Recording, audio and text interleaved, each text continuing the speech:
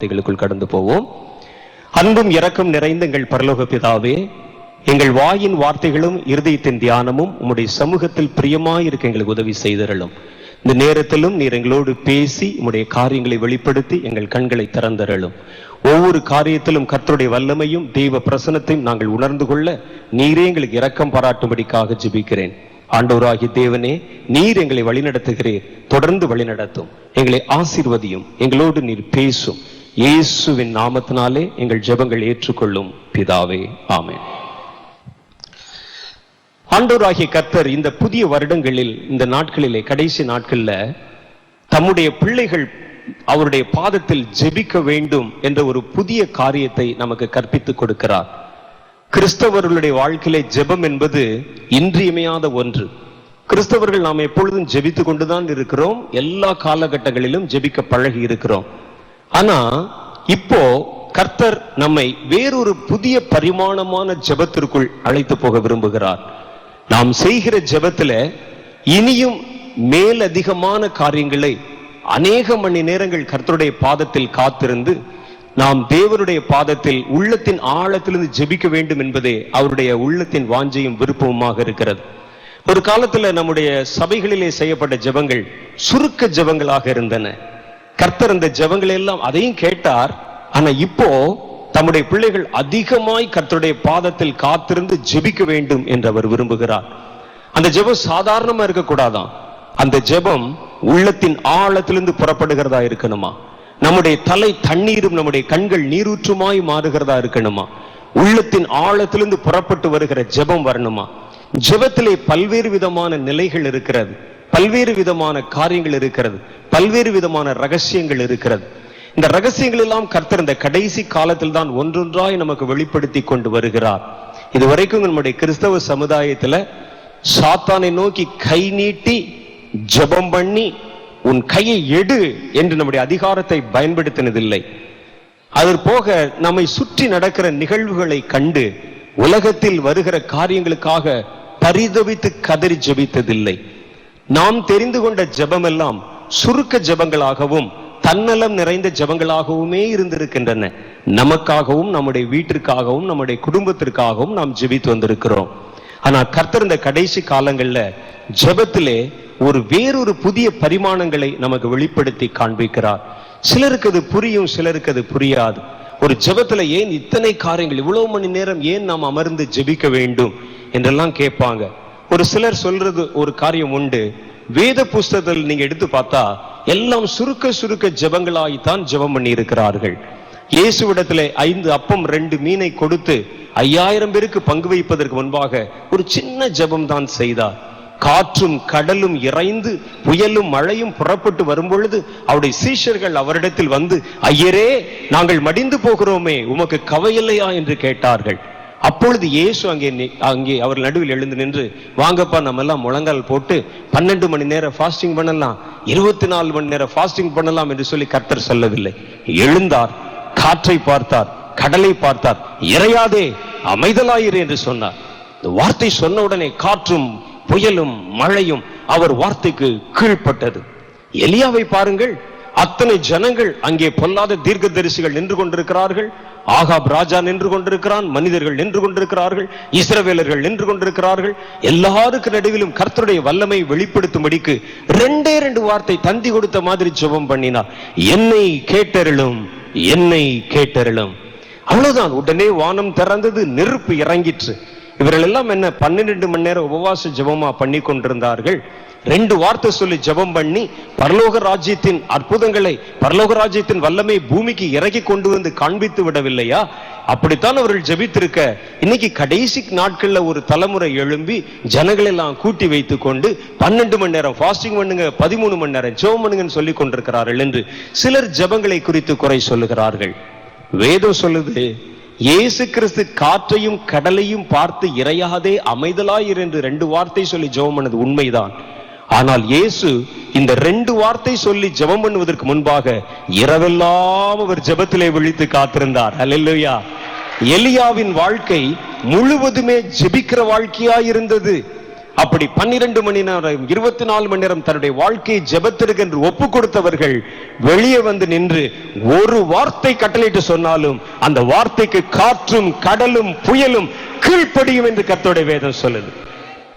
அதை விட்டு நீங்க ராத்திரிலாம் தூங்கி விழிஞ்சிட்டு, ராத்திரிலாம் நல்லா சாப்பிட்டு படுத்துட்டு, மிட் நைட் வரைக்கும் உட்கார்ந்து டிவி பார்த்து உட்கார்ந்துட்டு, வெளியே சபைக்கு வரும்பொழுதோ ஊழியத்துக்கு வரும்பொழுதோ 2 வார்த்தை சொல்லி ஜெபம் பண்ணி பாருங்கள், பிசாசு உங்களை ஏளனம் செய்து உங்க முதுகுல ஏறி உட்கார்ந்து விடுவான். அல்லேலூயா.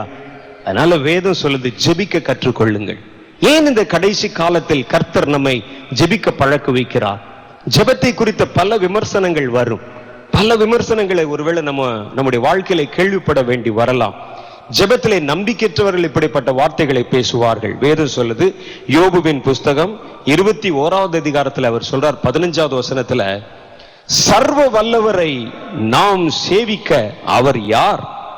அவரை நோக்கி ஜெபம் பண்ணுவதனால் நமக்கு பிரயோஜனம் என்ன என்கிறார்கள். யாரை பத்தி சொல்லுது? துன்மார்க்கரை பற்றி சொல்லுது. துன்மார்க்கன் சொல்லுவானா, அவரை நோக்கி நாம் ஜெபம் பண்ணுகிறதுனால் நமக்கு பிரயோஜனம் என்ன? யோபு 21:15, ஆனாலும் அவர்கள் வாழ்வு அவர்கள் கையில் இராது, துன்மார்க்கரின் ஆலோசனை எனக்கு தூரமாயிருப்பதாக.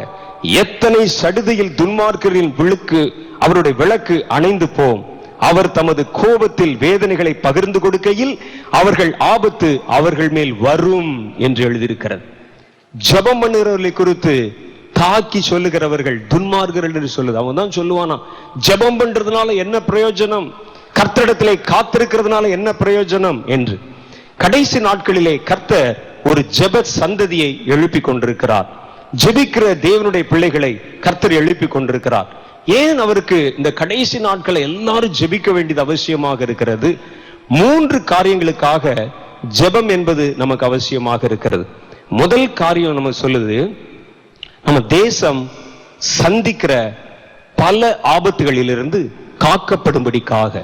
ஒரு தேசத்துல அழிவு வரும் பொழுது, ஒரு தேசத்திலே பேரிடர்கள் வரும் பொழுது, அதிலிருந்து தேசத்தை தப்புவிப்பதற்காக ஜெபம் பண்ண வேண்டும்.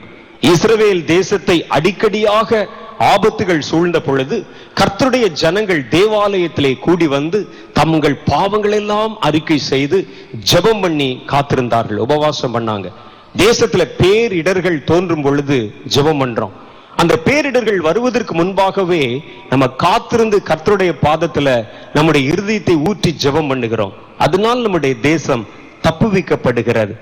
2வது காரியம் நீங்க எடுத்து பார்த்தீங்கன்னா, ஒரு தேசத்தின் மேல் வருகிற அழிவை நம்ம நிறுத்துவதற்கு மாத்திரமல்ல, அந்த அழிவிலிருந்து நாம் தப்பித்துக் கொள்வதற்காகவும் கர்த்தர் நம்முடைய சொந்த பிரயோஜனத்திற்காக நம்மை ஜெபிக்க சொல்லுகிறார். அவர் என்ன சொல்றார் பாருங்க, லூக்கா சுவிசேஷம் 21வது அதிகாரம் 34 36 வரைக்கும் சொல்லுகிறது, உங்கள் இருதயம் பெருந்திண்டினாலும் வெறியினாலும் லௌகிக கவலைகளினாலும் நீங்கள் பாரமடையாதபடியும், நீங்கள் நினையாத நேரத்தில் அந்த நாள் உங்கள் மேல் வராதபடியும் எச்சரிக்கையாயிருங்கள். பூமியின் மேல் குடியிருக்கிற யாவர் மேலும் அது ஒரு கண்ணியை போல வரும். ஆகையால் இனி சம்பவிக்க போகிற இவைகளுக்கெல்லாம் நீங்கள் தப்பி மனுஷகுமாரனுக்கு முன்பாக நிற்க பாத்திரவான்களாய் எண்ணப்படும்படிக்கு எப்பொழுதும் ஜெபம் பண்ணி விழித்திருங்கள் என்றார். கடைசி நாட்கள் என்றால் ஆபத்துகள் நிறைந்த காலங்கள். பூமியை சேர்ந்து வரும், பூமியை தேடி வரும் ஆபத்துகளின் தொகை அதிகமாயிருக்கும். நம்முடைய கண்கள் காண நம்முடைய தேசத்தில் சமாதானமான வாழ்க்கை என்பது தூரமாய் காணப்படுகிறது. ஒரு பக்கம் பஞ்சம், ஒரு பக்கம் வறுமை, ஒரு பக்கம் கலவரம், ஒரு பக்கம் கூக்குரல். கர்த்தருடைய வேதம் சொல்லுது, மனிதர்கள் தங்கள் தேசத்தில் சத்தத்தை உயர்த்தி கூக்குரல் இடும் பொழுது கர்த்தர் இந்த தேசத்தை குறித்து விசனம் உள்ளவராகிறாராம். தேசத்துல சத்தங்கள் உண்டாகிறது பார்க்க விசனம் உள்ளவராகிறாராம். ஏன் இந்த ஜனங்கள் முறையிட்டு கொண்டிருக்கிறார்கள், முறையிட்டு கத்தி கொண்டிருக்கிறார்கள். அவர்களுக்கு கொடுத்த வாழ்க்கை அவர்களுக்கு சமாதானமாய் வாழ முடியாதபடி தேசம் முழுவதும் அழுகையும் கூக்குரலும் சத்தமும் ஓசைகளும் பேரோசைகளும் எழும்பிக் கொண்டிருக்கிறது என்று சொல்லி அவர்கள் முறையிட்டு தங்கள் சத்தத்தை உயர்த்தி கொண்டிருப்பதை பார்த்து கர்த்தர் விசனம் உள்ளவரானார் என்று சொல்லி வேத புஸ்தகத்துல போட்டிருக்கு. நம்ம தேசத்துல பாருங்க, அடிக்கடி அப்படித்தான் நடக்குது. எங்க பார்த்தாலும் சண்டை, எங்க பார்த்தாலும் சச்சரவு, எங்கு பார்த்தாலும் பிரச்சனை. தமிழ்நாட்டிலே பாருங்கள், அங்கே கூடங்குளத்துல ஜனங்கள் கூடிக்கொண்டு ஒரு பெரிய கூட்டம் சத்தம் எழும்பிக் கொண்டிருக்கிறது. முல்லை பெரியார்ல அந்த அணைக்கட்டு விவகாரத்துல ஒரு பெரிய சத்தம். இந்த பக்கத்துல கர்நாடகா மாநிலத்துல ஒரு காவிரி தண்ணீருக்காக பெரிய சத்தம். டெல்லியில இந்த வருஷம் புத்தாண்டு வாழ்த்து கூட நாங்கள் சொல்ல முடியாது என்று சொல்லுகிற அளவிற்கு டெல்லி முழுவதும் மகா பெரிய சத்தம். எங்கு பார்த்தாலும் அசுத்தமான தீவினைகள், பாலியல் பலாத்காரங்கள், கொடுமைகள், கொள்ளைகள், கொலைகள், நெருப்பு, தீ வைப்பு சம்பவம், தற்கொலைகள் என்று பல்வேறு விதமான ஆபத்துகள் தேசங்களை சூழ்ந்து வந்து கொண்டிருக்கிறது. தமிழ்நாட்டில் ஆண்டவராகிய கர்த்தர் நாங்கள் ஜெபித்துக் கொண்டிருந்த காலங்களில் சொன்னார், இந்திய தேசத்துல ஒரு பஞ்ச காலம் நியமிக்கப்பட்டிருக்கிறது. இந்திய தேசத்துல ஒரு பெரிய பஞ்ச காலம் வரப்போகிறது, பொருளாதார வீழ்ச்சி வரப்போகிறது. நம்ம பஞ்சகாலம் வெறும் சாப்பாட்டு பஞ்சம் மாத்திரம் இல்ல, மின்சாரம் கிடைக்காம போனா பஞ்சம்தான், நம்முடைய தொழில்கள் முடங்கி போனா பஞ்சம்தான், விலைவாசி ஏறி போனால் பஞ்சம்தான், நம்முடைய வாழ்க்கை ஆதாரங்கள் பாதிக்கப்பட்டால் முழுவதும் நமக்கு பஞ்சம்தான். இந்த நாட்களில் நம்ம பார்க்கிறோம், தமிழ்நாட்டில் 9 விவசாயிகள் தற்கொலை செய்து கொண்டு மரித்திருக்கிறார்கள். ஒரு தேசத்தில் விவசாயத்தை நம்பி இருக்கிற ஒரு தேசத்துல, எந்த ஒரு தேசத்துல ஒரு விவசாயினுடைய மரணம் என்பது தேசிய அவமானம். ஒரு தேசத்துக்கே ஒரு பெரிய அவமானம் அது. ஏன்னா விவசாயி தான் ஒரு தேசத்துக்கு முதுகெலும்பு. ஒரு விவசாயியை வாழ வைக்க முடியவில்லை. அவன் அங்கே இருக்கக்கூடிய பயிர்களை பார்த்து, கருகின பயிர்களை பார்த்து தன்னுடைய குடும்பத்திற்கு விஷத்தை கொடுத்து தானும் மரித்து போகிறான். இப்படிப்பட்ட கொடிய கிரியைகள் நடக்கிறதை கண்டு கர்த்தர் விஷனம் உள்ளவரானார். தேசத்தின் மேல பேரிடர்கள், தேசத்தின் மேல கொடுமையான கிரியைகள், எங்கு பார்த்தால் தீ வைப்பு சம்பவங்கள், சுனாமி அலைகள் எல்லாம் தோன்றுகின்றன. இதெல்லாம் வேதனைக்கு ஆரம்பம். ஆனா இனி வருகிற காலங்களில் உங்கள் கண்கள் காண வானங்களின் சத்துவங்கள் அசைக்கப்படுகிறதையும், பூமியினுடைய நிலை தடுமாறுகிறதையும், கடல்கள் கொந்தளிக்கிறதையும், ஜனங்கள் கதறுகிறதையும், வேதனையின் உச்சத்திலே தேசங்கள் கடந்து போகிறதையும் கண்ணால் காண்பீர்கள் என்று கர்த்தருடைய வேதம் சொல்லுது. லூக்கா சுவிசேஷம் 21வது அதிகாரம் முழுவதும் கடைசி நாட்களிலே கர்த்தருடைய வருகைக்கு முன்பாக நடக்கும் சம்பவங்களுடைய திரளை பெற்றவர் சொல்றார். ஜாதிகளுக்கு விரோதமாக ஜாதிகள் எழும்புவார்கள், யுத்தங்களின் செய்திகளையும் கேட்பீர்கள், மனிதர்கள் ஒருவருக்கு ஒருவர் விரோதமாய் கடித்து பட்சிப்பார்கள், பூமியின் மேல் பஞ்சம் வரும், பற்றாக்குறை வரும், கொள்ளை நோய்கள் வரும், சமுத்திரங்களில் அலைகள் முழக்கமாயிருக்கும். இவைகளுக்கெல்லாம் நீங்கள் தப்ப வேண்டும். கர்த்தருடைய விருப்பம் என்ன? சாகிறவர்களுடைய தம்முடைய ஜனங்களுடைய சாவை கர்த்தர் நியமிக்க விரும்புவதில்லை. அந்த அழிவுகளில் இருந்தும் பேரழிவுகளில் இருந்தும் நம்ம தப்பித்துக் கொள்ளணும்னு கர்த்தர் விரும்புகிறார். ஆகவேதான் இந்த கடைசி காலங்கள் ஆபத்து நிறைந்த காலங்கள். இந்த ஆபத்து நிறைந்த காலத்தில் நீயும் தப்பவனும், உன்னுடைய தேசத்தையும் தப்புவிக்க வேண்டும் என்றுதான் கர்த்தர் இதுவரைக்கும் நாம் அறியாத பரிமாணங்களை கற்பித்து நம்முடைய வாழ்க்கையை ஒரு ஜெப வாழ்க்கையாய் மாற்றும்படிக்கு நமக்கு ஆலோசனை கொடுக்கிறார். கொஞ்ச காலத்துக்கு முன்னால ஒருவேளை நீங்க சுருக்க ஜெபம் பண்ணி இருக்கலாம். கொஞ்ச காலத்துக்கு முன்பாக நீங்கள் சின்ன சின்ன ஜெபங்கள் பண்ணி இருக்கலாம், பரவாயில்ல. ஏனென்றால் அக்காலங்களை விட இனி வருகிற காலங்கள் கொடிய காலங்களாய் இருக்கிறது. வரும் கோபத்துக்கு தப்பித்துக் கொள்ள வகை காட்டினவன் யார்? யோவான் ஸ்நானகன் கேட்டான். அங்கே வந்து ஜனங்கள் வந்து திரளாய் நிற்கிறார்கள். பாவம் செய்தவர்கள், விபச்சாரம் செய்தவர்கள், லஞ்சம் வாங்கினவர்கள், கொலை செய்தவர்கள் எல்லாம் வந்து நிற்கிறாங்க. அவர்களுடைய மனசுல ஒரு பயம் இருந்தது, வேதனை இருந்தது. அவர்களை பார்த்தவன் ஒரு கேள்வி கேட்டான், விரியன் பாம்பு குட்டிகளே, நீங்கள் செய்த இந்த பாவத்தினுடைய பலனால் தான் உன் தேசம் பாழ்பட்டு போக போகிறது. உன் தேசத்தின் மேல் சாபம் விதைக்கப்பட போகிறது. உன் தேசம் தவிப்பிலும் தத்தளிப்பிலும் மாறப்போகிறது. நீங்கள் ஜாதிகளுக்குள்ளும் ஜனங்களுக்குள்ளும் சிதறடிக்க போகிறீர்கள். கர்த்தருடைய கோபாக்கினை வருகிறது. நீங்கள் உங்களுடைய வழியிலே அழியாமல் குமாரனாகிய கர்த்தர் கோபம் கொள்ளுகிற அந்த கடைசி நாட்கள் இதோ வந்து கொண்டிருக்கிறது என்று சொல்லி யோவான் ஸ்நானகன் அவருக்கு சொன்னான். சொல்லிவிட்டு ஒரு காரியத்தை அவர் கேட்டார் அவர்களை பார்த்து, வரும் கோபத்துக்கு தப்பித்துக் கொள்ள உங்களுக்கு வழிகாட்டினவன் யார்? வரும் கோபத்துக்கு தப்பித்துக் கொள்ள உங்களுக்கு வகை காட்டினவன் யார் என்று கேட்டான்.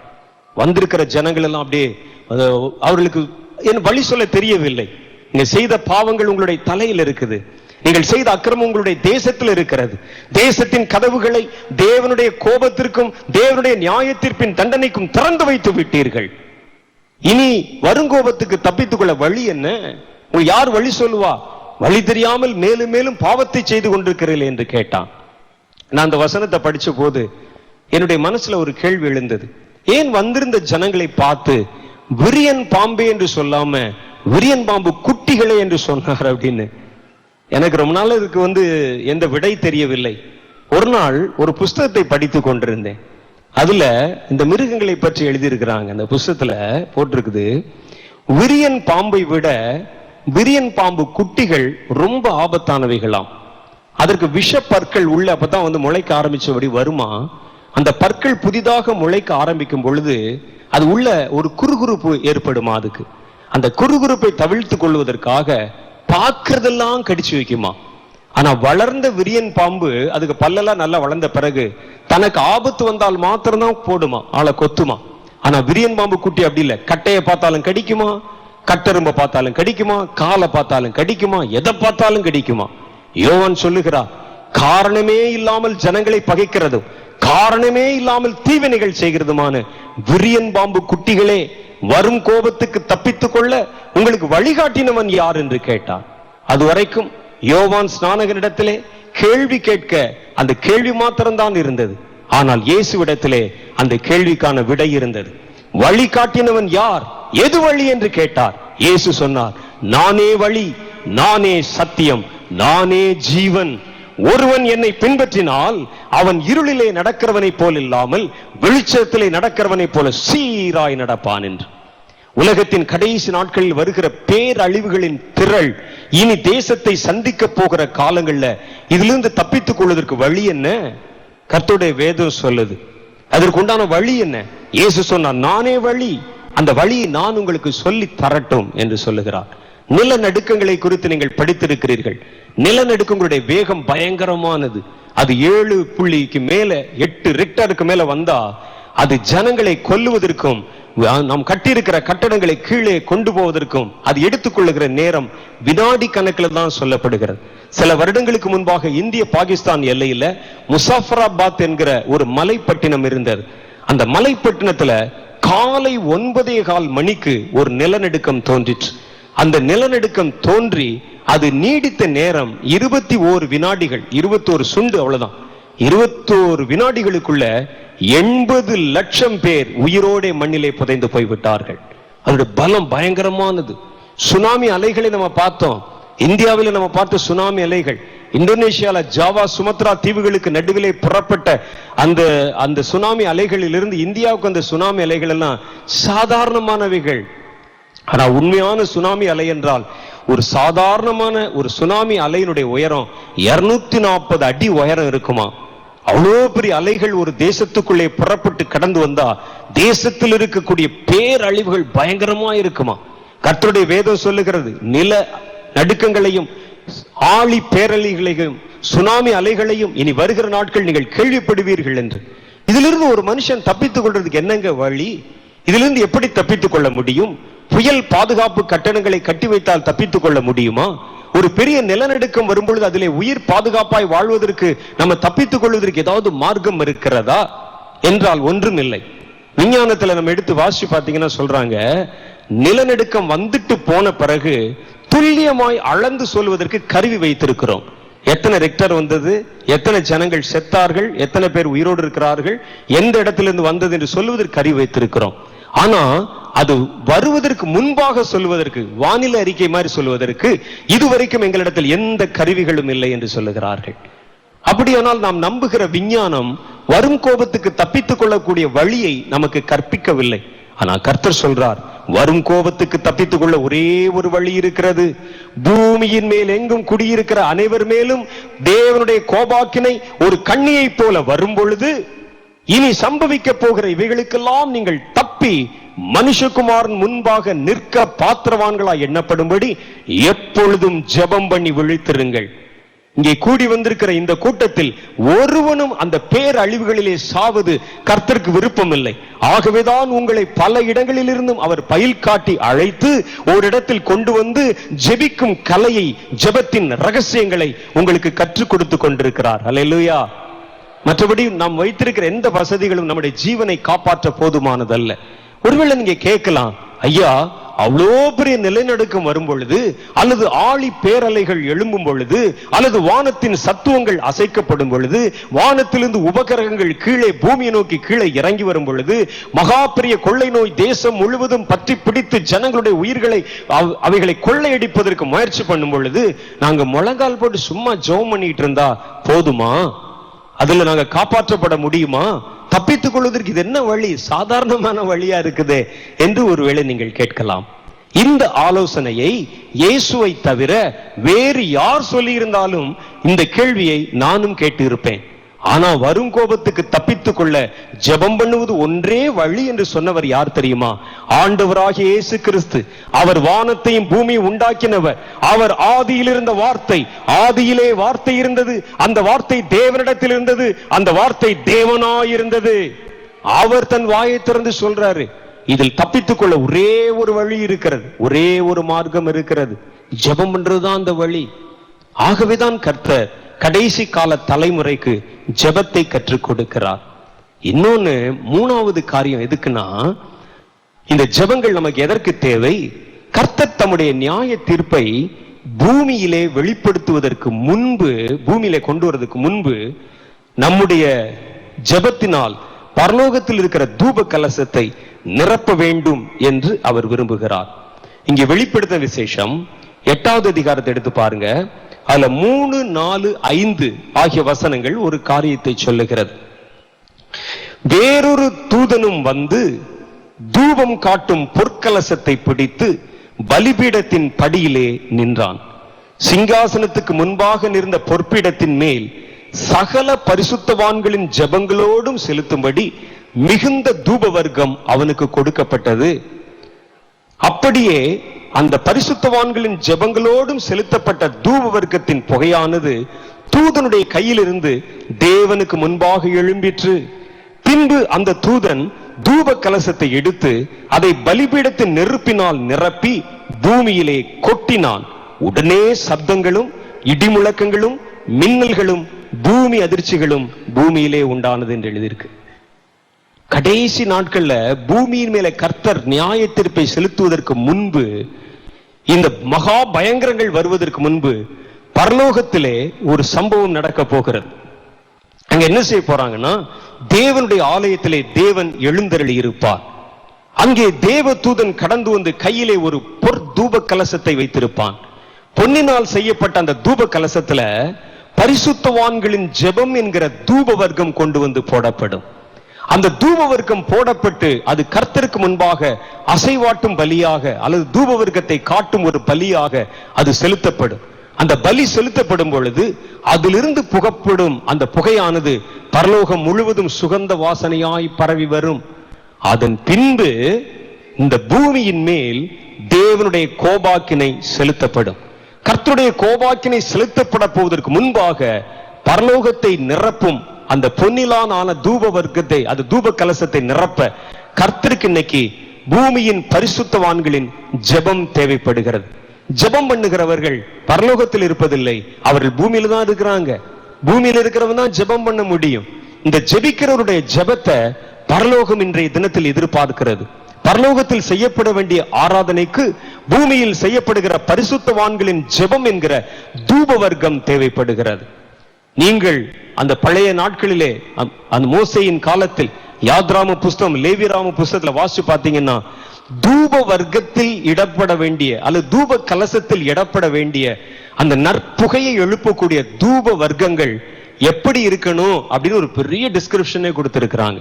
அது எப்படி எப்படி எல்லாம் இருக்கணும்னு எல்லாத்தையும் கொண்டாந்து போற்ற முடியாது. ஒண்ணுல புகை வருதே என்பதற்காக உள்ள கொண்டு போற்ற முடியாது. அவைகள் பரிசுத்தமானதாக இருக்கணுமா. அது குங்கிலியம், அது வெள்ளை போளம், சாம்பிராணி போன்றவைகளால நிரப்பப்பட்டதா இருக்குமா. அதுவும் பரிசுத்தம் உள்ளதா இருக்கணுமா. சும்மா எல்லாவற்றையும் கொண்டு வந்து போற்ற முடியாது. அதிலிருந்து எழும்புகிற புகை பரிசுத்தமாக்கப்பட்ட புகையா இருக்கணுமா. ஆகவேதான் கர்த்தர் இந்த கடைசி காலத்தில் தம்முடைய பிள்ளைகளை அழைத்து அவர் விரும்புகிற வண்ணமாக பரலோகத்திலே செலுத்தப்படுகிற பலிக்கு ஏற்ற விதமாக உங்களுடைய ஜெபத்தை பரிசுத்தப்படுத்தி மேன்மைப்படுத்தி நீங்கள் அறியாதிருக்கிற ஜெபத்தின் மர்மங்களை உங்களுக்கு கற்பித்து கொடுத்து உங்கள் ஜெபங்கள் மூலமாக தம்முடைய தூப கலசத்தில் வைத்து தேவனுக்கு ஒரு பெரிய ஆராதனை அங்கே நிறைவேற்றப்பட போகிறது. அதுக்குதான் கர்த்தர் உங்களை அழைத்து வந்து ஜெபம் பண்ண சொல்லுகிறார். இது நாம் நம்முடைய மன விருப்பத்தின்படி ஜெபம் பண்ண முடியாது. நீங்க நல்லா யோசிச்சு பாருங்க.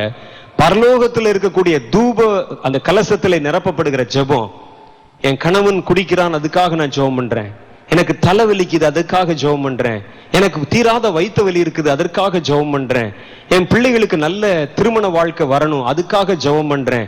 எங்க வீட்டுல இருக்கிற வறுமை மாறணும், அதுக்காக ஜெபம் பண்றேன். எங்க வீட்டுல வியாதிகள் தீரணும், அதுக்காக ஜெபம் பண்றேன். என் மாமியாருடைய வாய் கட்டப்படணும், அதுக்காக ஜெபம் பண்றேன். என் மாமனாருடைய வாய் கட்டப்படணும், அதற்காக ஜெபம் பண்றேன். இந்த ஜெபத்தெல்லாம் கொண்டு தூப கலசத்துல போட முடியுமா? யோசிச்சு பாருங்க. அந்த தூப கலசத்துல போடணும்னா அந்த ஜெபம் பர்ஃபெக்டா குவாலிட்டியா இருக்க வேண்டும். ஹல்லேலூயா. அது தன்னலமற்றதா இருக்கணும். அது பரலோகத்தின் தூப கலசத்திலே தேவனுக்கு முன்பாக செலுத்தப்படுகிற புகையா எழும்ப வேண்டுமானால் அது விசேஷமான, வித்தியாசமான, வேறொரு புதிய கோணத்திலும் செய்யப்படுகிற தன்னலமில்லாத ஜெபமாய் புறப்பட வேண்டும். அந்த ஜெபத்தினுடைய தன்மைதான் தேவனுடைய பரலோக ராஜ்யத்தை பரிபூர்ணமாய் நிரப்பக்கூடிய வல்லமை நிறைந்த ஜெபங்கள். அதனாலதான் கர்த்தர் தம்முடைய பிள்ளைகளை, ஏன் நமக்கு ஜெபிக்க தெரியாதா? நாம் இதுவரைக்கும் ஜெபித்தது இல்லையா? சபைகளில் ஜெபிக்கலையா? நம்முடைய வீட்டுல ஜெபிக்கலையா? குடும்ப ஜெபங்கள் பண்ணலையா? பண்ணணும். ஆனால் நம்முடைய ஜெபங்கள் தேவன் விரும்புகிற, பரலோகத்தில் செலுத்தப்பட வேண்டிய, தூப கலசத்தில் நிரப்பப்பட வேண்டிய தூப வர்க்கத்தை போன்ற பரிசுத்தமான ஜெபம் அல்ல. நம்முடைய ஜெபம் முழுவதும் நம்முடைய தேவைகளால் நிரப்பப்பட்ட ஜெபம். நம்முடைய ஜெபம் முழுவதும் நம்முடைய காரியத்திற்காக சுயநலமாய் செய்யப்படுகிற ஜெபம். நம்முடைய ஜெபம் முழுவதும் நம்முடைய தேவைகளை கர்த்தருக்கு தெரியப்படுத்துகிறதாய் மாத்திரம் செய்யப்படுகிற ஜெபம். கர்த்தர் சொல்லுகிறார், இது இல்ல. கடைசி நாட்களிலே பரலோக ராஜ்யத்திலே தேவனுக்கு முன்பாக செலுத்தப்படுகிற ஜெபம் என்பது வித்தியாசமானதாய், விசேஷமானதாய், அது உயர்ந்ததாய், மேன்மையானதாய், பரிசுத்தம் உள்ளதாய் இருக்க வேண்டும். அது உங்களுடைய கண்ணீரினால் அடையாளமிடப்பட்டதாய் இருக்கணும். ஒரு ஜெபிக்கிற மனிதனுடைய கண்ணீர் பரலோக ராஜ்யத்துல விலையேற பெற்றது என்பதை நீங்கள் தெரிந்து கொள்ளணும். ஜெபிக்கிற மனிதனுடைய கண்ணீர் பரலோக ராஜ்யத்துல விலையேற பெற்றது. ஒருவேளை நீங்க கண்ணில் கண்ணீர் வடிஞ்ச உடனே அதை தொடச்சு கீழே போட்டு போயிடுறீங்க. உங்களுடைய கண்ணீரை கீழே போட்டு போயிடுறீங்க. நீங்கள் அழும் பொழுது உங்களுடைய கண்ணீரை கர்ச்சீஃப்ல தொடச்சு எடுத்து வச்சுட்டு போயிடுறீங்க. ஆனா வேதம் என்ன சொல்லுகிறது தெரியுமா? நீங்கள் கர்த்தருடைய சமூகத்தில் ஜெபித்த உங்களுடைய கண்ணீரை அவர் தம்முடைய துருத்தியிலே பிடித்து வைத்திருக்கிறாராம். அது தேவனுடைய துருத்தியில் அல்லவோ, அவருடைய கணக்கில் அல்லவோ இருக்கிறது என்று சொல்லுகிறார்கள். வேதத்துல பாருங்க, ஒரு மனிதன் அல்லது நம்முடைய சமுதாயத்துல ஒரு மனிதன் அவன் வீட்டில் இருக்கிற விலையுயர்ந்த பொருள்களை தான் கணக்குல வச்சிருப்பான். கணக்குல எவ்வளவு நகை இருக்குது, எத்தனை பவுன் இருக்குது, எவ்வளவு பணம் இருக்கிறது, எவ்வளவு நிலம் இருக்கிறது என்று அவனுக்கு விலையுயர்ந்ததாய் தெரிஞ்சதான் கணக்குல வச்சிருப்பான். ஆண்டவராகிய கர்த்தர் நம்முடைய கண்ணீரை தம்முடைய துருத்தியிலே தம்முடைய கணக்கில் வைத்திருக்கிறார் என்றால் அந்த கண்ணீர் எவ்வளவு விலையுயர்ந்தது என்று பாருங்கள். அந்த கண்ணீர் உங்களுக்காக வடிக்கப்படுகிற கண்ணீராக இருக்க கூடாதான். நீங்கள் உங்கள் தேசத்திற்காகவும் உங்கள் தேசத்தின் சுபிட்சத்திற்காகவும் அடிக்கப்படுகிற ஜனங்களுக்காகவும் பிற மனிதர்களுக்காகவும் செலுத்தப்படுகிற உள்ளத்தின் ஆழத்திலிருந்து புறப்படுகிற கண்ணீரினால் நிறைந்த ஜெபமா இருக்கணுமா? பாரமுள்ள ஜெபம். அந்த ஜெபத்தை தேவன் இந்த கடைசி நாட்களிலே எதிர்பார்க்கிறார். இந்த ஜெபம் அங்கு கடந்து போய் கர்த்தருடைய சந்நிதியிலே எட்டின பிறகு பூமியின் மேல் அவருடைய நியாய தீர்ப்பு செலுத்தப்பட போகிறது.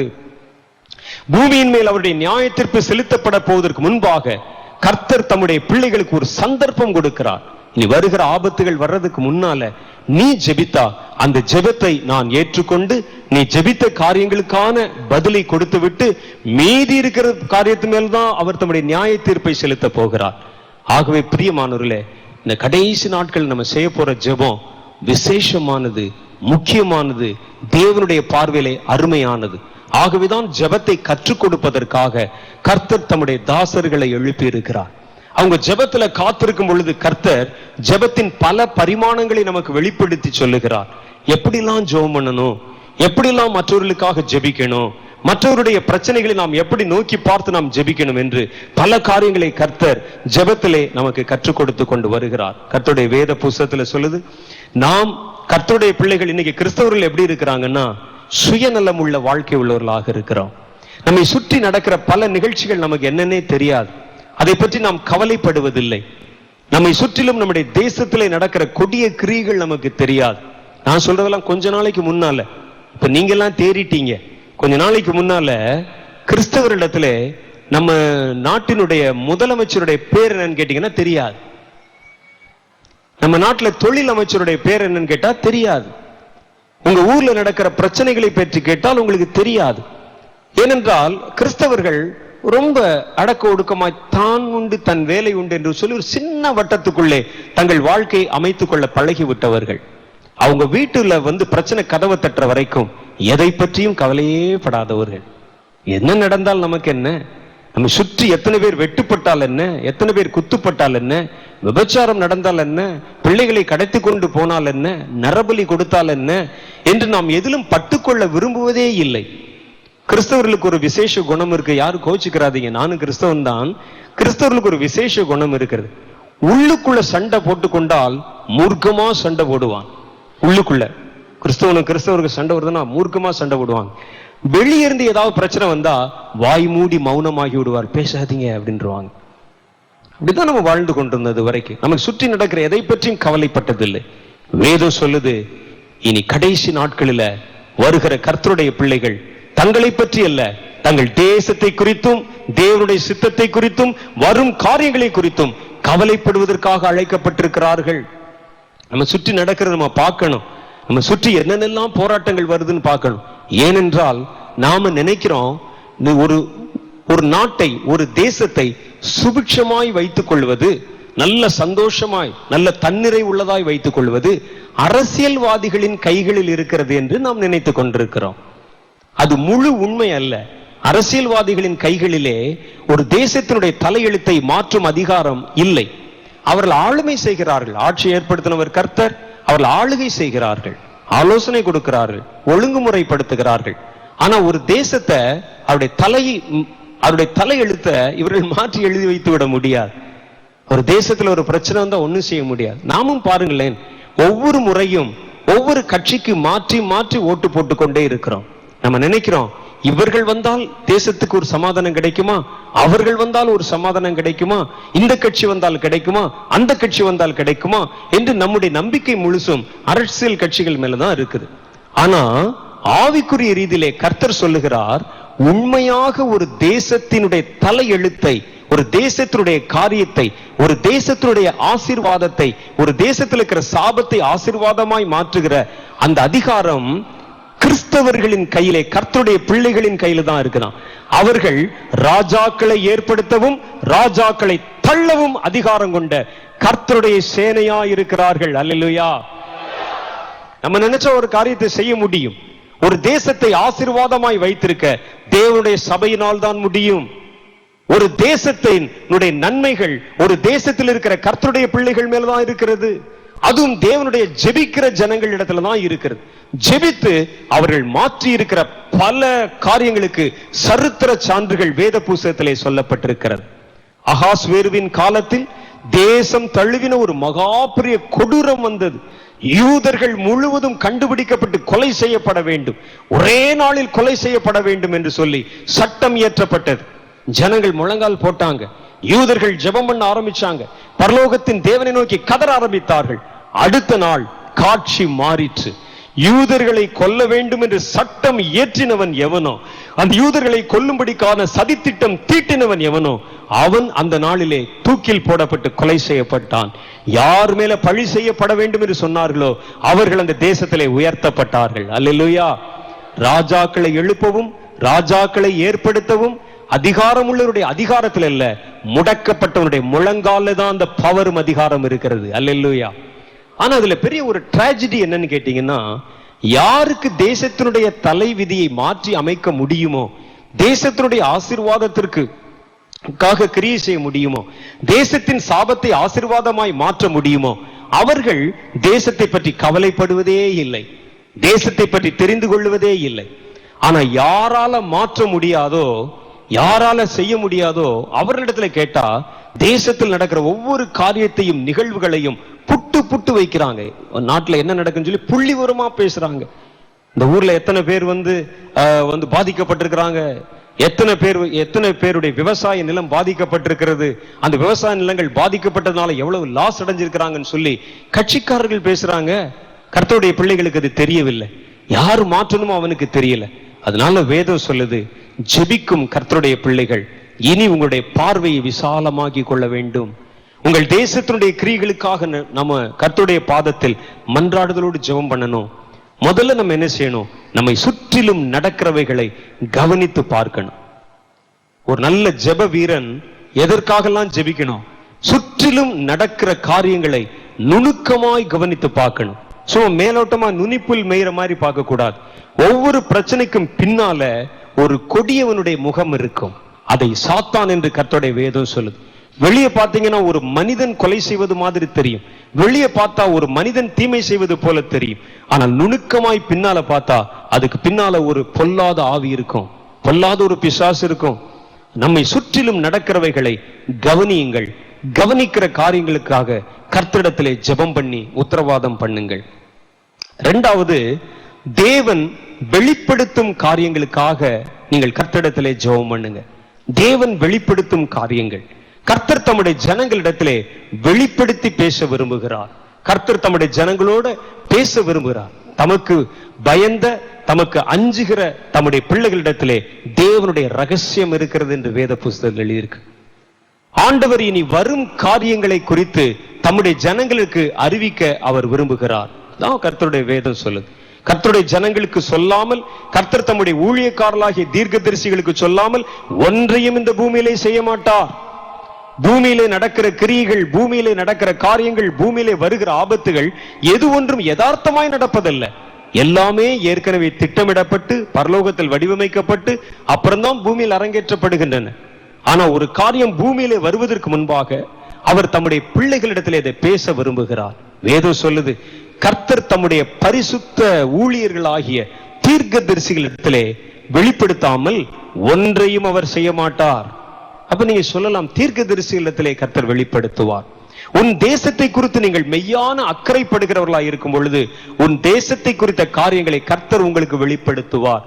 ஏன்னா கடைசி காலங்கள்ல தேவனுடைய விசேஷித்தமான அபிஷேகம் தம்முடைய ஜனங்களை வந்து நிரப்பும். வேதத்தில் எழுதியிருக்கு, கடைசி நாட்களில் மாம்சமான யாவர் மேலும் என் ஆவியை ஊற்றுவேன், அப்பொழுது உங்கள் குமாரரும் குமாரத்திகளும் தீர்க்க தரிசனம் உரைப்பார்கள், உங்கள் வாலிபர்கள் தரிசனங்களை காண்பார்கள், உங்கள் மூப்பர்கள் சொப்பனங்களை காண்பார்கள். அந்நாட்களில் என் ஊழியக்காரர்கள் மேலும் என் ஊழியக்காரிகள் மேலும் என் ஆவியை ஊற்றுவேன், அவர்கள் தீர்க்க தரிசனம் உரைப்பார்கள் என்று எழுதியிருக்கிறது. இந்த அபிஷேக, இந்த பின்மாறி வல்லமை அபிஷேகம் தேவனுடைய சபையை நிரப்புகிற காலம் இதுவாக இருக்கிறது. கர்த்தர் தம்முடைய பிள்ளைகளை தம்முடைய தீர்க்க தரிசன ஆவியினாலே நிரப்ப போகிறார். உங்கள் குமாரர்களும் குமாரத்திகளும் தீர்க்க தரிசனம் சொல்ல போறாங்களாம். குமாரர் குமாரத்தினா யாருன்னா குழந்தைகள், சின்ன குழந்தைகள் தீர்க்க தரிசனம் உரைக்க போறாங்களாம். இந்த 1ஆம் தேதி 31ஆம் தேதி அன்றைக்கு, இந்த வருஷம் 1ஆம் தேதி அன்னைக்கு நாங்கள் லைவ்ல ஒரு நிகழ்ச்சி நடத்தி கொண்டிருந்தோம். நானும் சாத ஐயா அவர்களும். கடைசி ஜெப நேரத்துல கர்த்தருடைய ஆவியானவர் வந்திருந்த கூட்டத்தார் மேலே வல்லமையாக இறங்கினார். அநேகருடைய கண்கள் திறக்கப்பட்டது, அநேகரை அபிஷேகம் பண்ணினார். அபிஷேகம் எல்லாம் முடிச்ச பிறகு கடைசியில் அங்கே நடந்த அற்புதங்களை சாட்சி கேட்பதற்காக சாட்சிகளை அழைத்தோம். சாட்சிகளை அழைத்த பொழுது சாதையா அவர்கள் தான் மேடையில் நின்று கூப்பிடுறாங்க. சாட்சிகளை அழைத்த பொழுது முதல்ல ஓடி வந்தது ஒரு 4-5 வயது இருக்கும் ஒரு சின்ன ஒரு தம்பி ஓடி வந்தான். ஓடி வந்து சொல்றான், நீங்க ஜெபம் பண்ணி கொண்டிருந்த பொழுது கர்த்தர் என்னுடைய கண்ணை திறந்தார், என் காதுகளில் ஒரு எக்கால சத்தம் கேட்டது, ஆண்டவர் என் கூட பேசினார், நீங்க என்னென்ன சொன்னீங்களோ அதை நான் அப்படியே என்ன கண் திறந்து நான் பார்த்தேன்னு சொன்னான். எங்களுக்கு ஒரு ஆச்சரியம், எல்லாம் கைதட்டுறாங்க. அவன் சொல்லுவது அவ்வளவு தெளிவாய் கோர்வையாய் அவ்வளவு அழகா சொல்றான். அவன் சொல்லி முடிச்சுட்டு போன உடனே இன்னொரு ஒரு சின்ன குழந்தை, ஒரு பொம்பளை பிள்ளை அது வருது. எத்தனை வயசு? 7 வயசு. கர்த்தர் என்னோட பேசினார். இன்னொரு குழந்தை, சின்ன குழந்தை, அதுக்கு 7, 7.5 வயசு, 8 வயசு இருக்கும். ஆவியில நிரம்பி, அபிஷேகத்துல நிரம்பி, அந்த அக்னினால் நிரப்பப்பட்டிருந்து கீழே விழ போற மாதிரி இருந்த உடனே அந்த குழந்தையினுடைய தாய் போய் அந்த பிள்ளை பிடிக்க போனாங்க. அந்த பிள்ளை பிடிப்போம் விழுந்துருமேன்னு சொல்லி தொட்ட உடனே ஒரு பெரிய மின் அதிர்ச்சி அவர்கள் மேல் இறங்கினதை போல இறங்கி இந்த தாயார் தூக்கி வீசி எறியப்பட்டு விட்டார்கள். கர்த்தர் தம்முடைய பிள்ளைகளை பலத்த கிரியைகளினாலே நிரப்புகிற காலம் இதுவாக இருக்கிறது. உங்கள் குழந்தைகள் வாய் திறந்து தீர்க்க தரிசனம் உரைக்க போகிறார்கள். அன்னைக்கு நாள்ல மாத்திரம் வந்தவர்கள்ல 75% குழந்தைகளா இருந்தாங்க, எல்லாம் சின்ன சின்ன பிள்ளைங்க. இன்னொரு குழந்தை ஒரு அம்மா கூட்டு வந்தாங்க. அவனுக்கு கிட்டத்தட்ட 3 வயசு தான் இருக்கும். அவனுக்கு தமிழ் தெரியவில்லை, ஹிந்தி தான் பேசுவானா. அந்த அம்மா கூப்பிட்டு வர்றாங்க அந்த பையனை. என்ன நடந்ததுன்னு சொல்லி கேட்கிறாங்க. சொன்ன போல அவன் சொல்லுகிறான், ஜெபம் நடந்து கொண்டிருந்த பொழுது தன் தாயை அவன் அழைத்து சொன்னானா, அம்மா அங்க பாருங்க, இந்த அங்கிள் சுத்திலும் மேகத்திரள் அப்படி கூட்டம் நிக்குது, இயேசு கிறிஸ்து அங்கே நின்று கொண்டிருக்கிறார், என்னையே பார்க்கிறார், அந்த ஒரு பெரிய எக்கால சத்தம் கேட்குது பாருன்னு சொல்லி அந்த சின்ன குழந்தை சொல்லுதான். இதெல்லாம் நம்ம எந்த காலத்துல பார்த்தோம், எந்த காலத்துல கண்டுபிடிச்சோம்? கர்த்தராகிய தேவன் சொல்லுகிறார், கடைசி நாட்களில் மாம்சமான யாவர் மேலும் என் ஆவியை ஊற்றுவேன். உங்கள் பிள்ளைகள் கண் திறந்து வாய் திறந்து கர்த்தருக்கு தீர்க்க தரிசனம் உரைப்பார்களாம். நம்ம சமீப காலம் வரைக்கும், கொஞ்ச காலம் முன்னால வரைக்கும் நம்முடைய பிள்ளைகளுக்கு ஊழியம் செய்து கொண்டு வந்தோம். சின்ன குழந்தைகளுக்கு ஊழியம் செய்தோம். சில்ட்ரன் மினிஸ்ட்ரி வச்சிருப்பாங்க, குழந்தைகளுக்கு ஊழியம் செய்வாங்க. அது மேக்சிமம் என்னன்னு கேட்டீங்கன்னா, ஆராதனை நேரத்துல பிள்ளைகள் நம்மை தொந்தரவு செய்யக்கூடாது என்பதற்காக அவர்களை வெளியே கொண்டு போகிற முயற்சி தான் அது. கொண்டு போய் அங்க வச்சு அவங்க பிள்ளைகளுக்கு கதை சொல்லி கொடுத்து, பாட்டு சொல்லி கொடுத்து, ஒரு பிஸ்கட் கொடுத்து பிள்ளைங்களை கொஞ்சம் நேரம் என்டர்டெயின் பண்ணி அனுப்பி கொண்டிருந்தோம். சபை வரலாற்றில், சபை தோன்றினதிலிருந்து குழந்தைகளுக்குத்தான் ஊழியம் செய்து கொண்டிருந்தோம். குழந்தைகளுக்கு ஊழியம் செய்தோம். என் ஆடுகளையும் என் ஆட்டுக்குட்டிகளையும் மேய்ப்பாயாக என்று கர்த்தர் சொன்னார்ல, அதனால நாம் குழந்தைகளுக்கு ஊழியம் செய்தோம். ஆனால் கர்த்தர் சொல்லுகிறார், கடைசி காலத்தில் உங்கள் குழந்தைகள் எழும்பி ஊழியம் செய்வார்கள். அல்லேலூயா. நீங்க இதுவரைக்கும் உங்க பிள்ளைங்களுக்கு ஊழியம் செஞ்சீங்க, இனிமே உங்க பிள்ளைகள் எழும்பி ஊழியம் செய்வாங்க. என்ன ஊழியம் செய்வாங்க? கர்த்தர் சொல்லுகிறார், சாதாரண ஊழியம் அல்ல. ஒரு டாக்ஸ் கொடுத்து அங்க வெளியே இருக்கிற அங்கிள்கிட்ட கொண்டே கொடுத்துட்டு வா, பஸ் ஸ்டாண்ட்ல நிக்கிறவங்கள்ட்ட கொண்டே கொடுத்துட்டு வா, அது இல்ல. உங்கள் சிறு பிள்ளைகள் தங்கள் வாய் திறந்து தீர்க்க தரிசனம் உரைப்பார்களாம். அப்படிப்பட்ட ஒரு மகாபெரிய அபிஷேகம் தேசத்தை முற்றுகையிட ஆரம்பித்து விட்டது. கர்த்தருடைய திருச்சபையின் கதவுகளை அது தட்டி கொண்டு நிற்கிறது. உங்கள் கண்கள் திறந்து, உங்கள் சிறு குழந்தைகள் வாய் திறந்து, மழலை மொழி மாறாதிருக்கிற அந்த நாவுகளினால் கர்த்தருடைய மகத்துவங்களை பேச கேட்பீர்கள் என்று சேனைகளின் கர்த்தர் உனக்கு சொல்லுகிறார். இந்த நாள் வருது, வெளிப்படுகிறார் கர்த்தர். அடுத்து வாலிபர்கள், உங்கள் வாலிபர்கள் தரிசனங்களை காண்பார்கள். உங்கள் வாலிபருடைய கண்களை கர்த்தர் திறப்பார், அவர்கள் தரிசனம் காண்பார்கள். உங்கள் மூப்பர்கள், வயதான உங்களுடைய மூப்பர்கள் சொப்பனங்களை காண்பார்கள். அதுவும் தீர்க்க தரிசனம் தான், தீர்க்க தரிசன அபிஷேகம். அவர்கள் சொப்பனங்களை காண்பார்கள். அப்போ உங்கள் சபை முழுவதும் ஒரு பெரிய தீர்க்க தரிசன கூட்டமாய் மாறிவிடும். கிறிஸ்தவருடைய குடும்பம் முழுவதும் தீர்க்க தரிசன குடும்பமாய் மாறிவிடும். அன்று பேதுரு இடத்துல கேட்டாங்க, விடிந்து இவ்வளவு நேரம் ஆகியும் நீங்கள் எல்லாம் அது மதுபான வெறி கொண்டிருக்கிறீர்கள் என்று சொல்லி சுற்றி இருந்தவர்கள் நின்ற பொழுது பேதுரு எழுந்து சொன்னார், இல்லை இல்லை, நாங்கள் மதுபான வெறி கொண்டிருக்கவில்லை. கடைசி நாட்களில் மாம்சமான யாவர் மேலும் என் ஆவியை ஊற்றுவேன். உங்கள் குமாரரும் குமாரத்திகளும் தீர்க்க தரிசனம் உரைப்பார்கள், வாலிபர்கள் தரிசனங்கள் காண்பார்கள், வயோதிபர்கள் சொப்பனம் காண்பார்கள் என்று சொல்லி எழுதி யோவேல் தீர்க்கதரிசியின் மூலம் உரைக்கப்பட்ட வார்த்தை இன்று நிறைவேறுகிறது என்று சொன்னார்கள். அது அன்று நிறைவேறவில்லை, அது இல்ல. அவர்கள் அன்று பெற்றுக்கொண்ட அபிஷேகத்துல 9 வரங்கள் இருந்தது, அப்படித்தானே? 9 வரம் இருந்தது. ஆனால் யோவேல் சொல்லுகிற இந்த அபிஷேகத்துல ஒரே ஒரு வரம் தான் மிகுந்திருக்கிறது, அது தீர்க்க தரிசன வரம் மாத்திரமே. அவருடைய அபிஷேகம் இறங்கும் பொழுது குழந்தைகள் தீர்க்க தரிசனமாய் அவர்கள் மாறிவிடுகிறார்கள், வாலிபர்கள் தீர்க்க தரிசிகளாய் மாறிவிடுகிறார்கள், அந்த வயோதிபர்கள் சொப்பனம் கண்டு கர்த்தருடைய தீர்க்க தரிசனங்களை வெளிப்படுத்த ஆரம்பித்து விடுகிறார்கள். அடுத்து சொல்றாரு, கடைசி நாட்கள்ல உங்கள் ஊழியக்காரர்கள் மேலும் ஊழியக்காரிகள் மேலும் என் ஆவியை ஊற்றுவேன். இப்ப பாக்குறோம், நம்ம எல்லா ஊழியர்கள் இருக்கிறாங்க சபையில, நம்முடைய இந்த மேய்ப்பர்கள் இருக்கிறாங்க, சுவிசேஷர்கள் இருக்கிறாங்க, போதகர்கள் இருக்கிறாங்க, நல்ல டீச்சர்ஸ் இருக்கிறாங்க, எல்லாரும் இருக்கிறாங்க. இந்த 5 ஊழியங்களையும் கர்த்தர் வேறொரு விசேஷித்த அபிஷேகத்தை ஊற்றி அவர்களை தீர்க்கதரிசிகளாய் மாற்ற போகிறார். அல்லேலூயா. இனி உங்க சபையில் இருக்கிற போதகர் தீர்க்க தரிசன போதகராய் இருப்பார். உங்கள் ஊர்ல சுவிசேஷம் அறிவிக்கிறவர் தீர்க்க தரிசன சுவிசேஷகராய் இருப்பார்.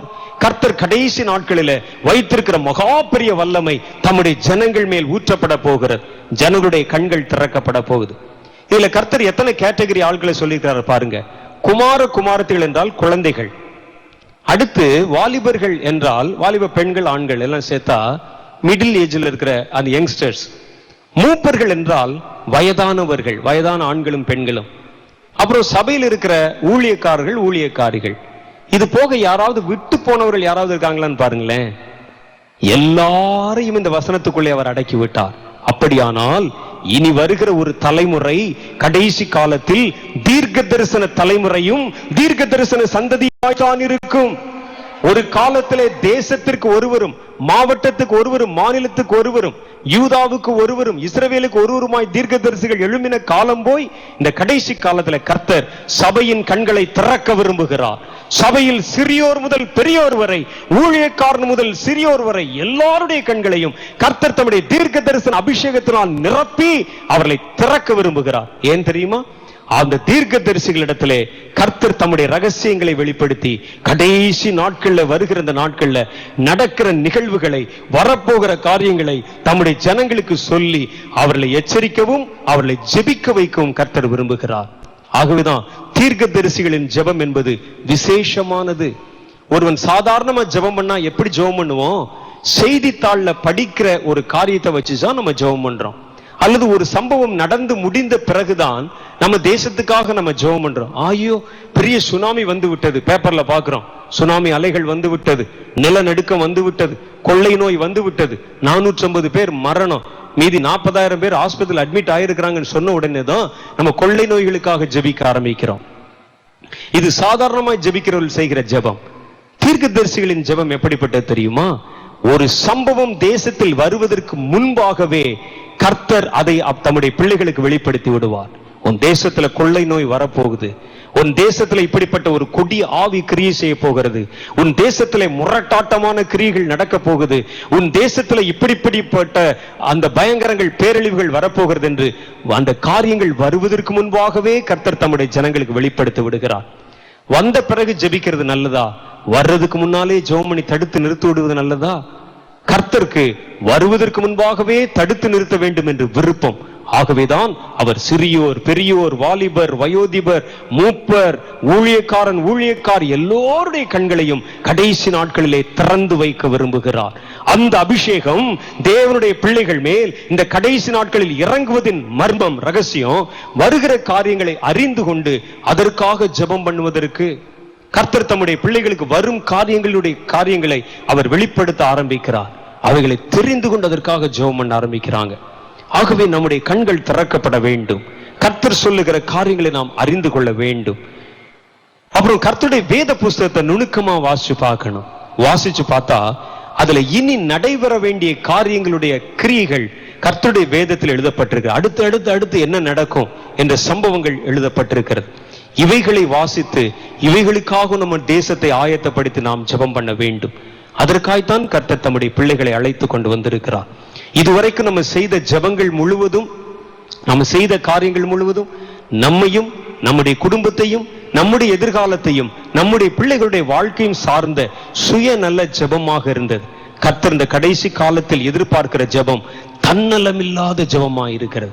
ஒருவேளை நீங்க சொல்லலாம், ஐயா எங்களுக்கு ஜெபம் பண்ண ஆசைதான், ஆனா நாங்க எங்க ஜெபம் பண்ண ஆரம்பித்தாலும் கடைசியில சுற்றி வந்து எங்க பிரச்சனைக்கு தான் வந்து நிக்கிறோம் ஒழிய எங்களுக்கு சரியா ஜெபம் பண்ணவே தெரியல. நாங்க ஜெபம் பண்ண வேண்டும் என்று விரும்பினால் எங்க பிரச்சனைக்கு கண்ணீர் வர்ற மாதிரி மற்றவருடைய பிரச்சனை சொன்னா எங்களுக்கு கண்ணீரே வரமாட்டேன் என்கிறது. நாங்க என்ன செய்யறதுன்னு கேட்பீங்க. ஆண்டவருக்கு உங்களுடைய பலவீனம் தெரியும். ஆகவேதான் வேதம் சொல்லுகிறது, உங்கள் பலவீனத்தில் உங்கள் ஆண்டவர் உங்களுக்கு உதவி செய்ய வல்லவராய் இருக்கிறார். நீங்கள் தானே வேற்றபடி வேண்டிக் கொள்ள வேண்டியது இன்னதென்று அறியாதிருக்கிறபடினால் ஆவியானவர் தாமே வாக்கு கடங்காத பெருமூச்சுகளோடும் மிகுந்த கண்ணீரோடும் உங்களுக்குள்ளிருந்து வேண்டல் செய்கிறார். அப்படி வேண்டல் செய்யும்படிக்குத்தான் கர்த்தர் தம்முடைய பரிசுத்த ஆவியின் அபிஷேகத்தை நமக்குள் ஊற்றுகிறார். தேவனுடைய பரிசுத்த ஆவியானவர் ஒவ்வொரு விதமான விசேஷமான கிரியைகளை ஒவ்வொரு காலகட்டங்களிலும் நிறைவேற்றிக் கொண்டே வருகிறதை வேத புஸ்தகம் முழுவதும் நம்ம வாசித்து பார்க்கலாம். ஒரு காலத்துல செய்த மாதிரி அடுத்த காலத்துல அவர் கிரியை செய்ததில்லை. ஆனா ஆவியானவர் ஒருவரே.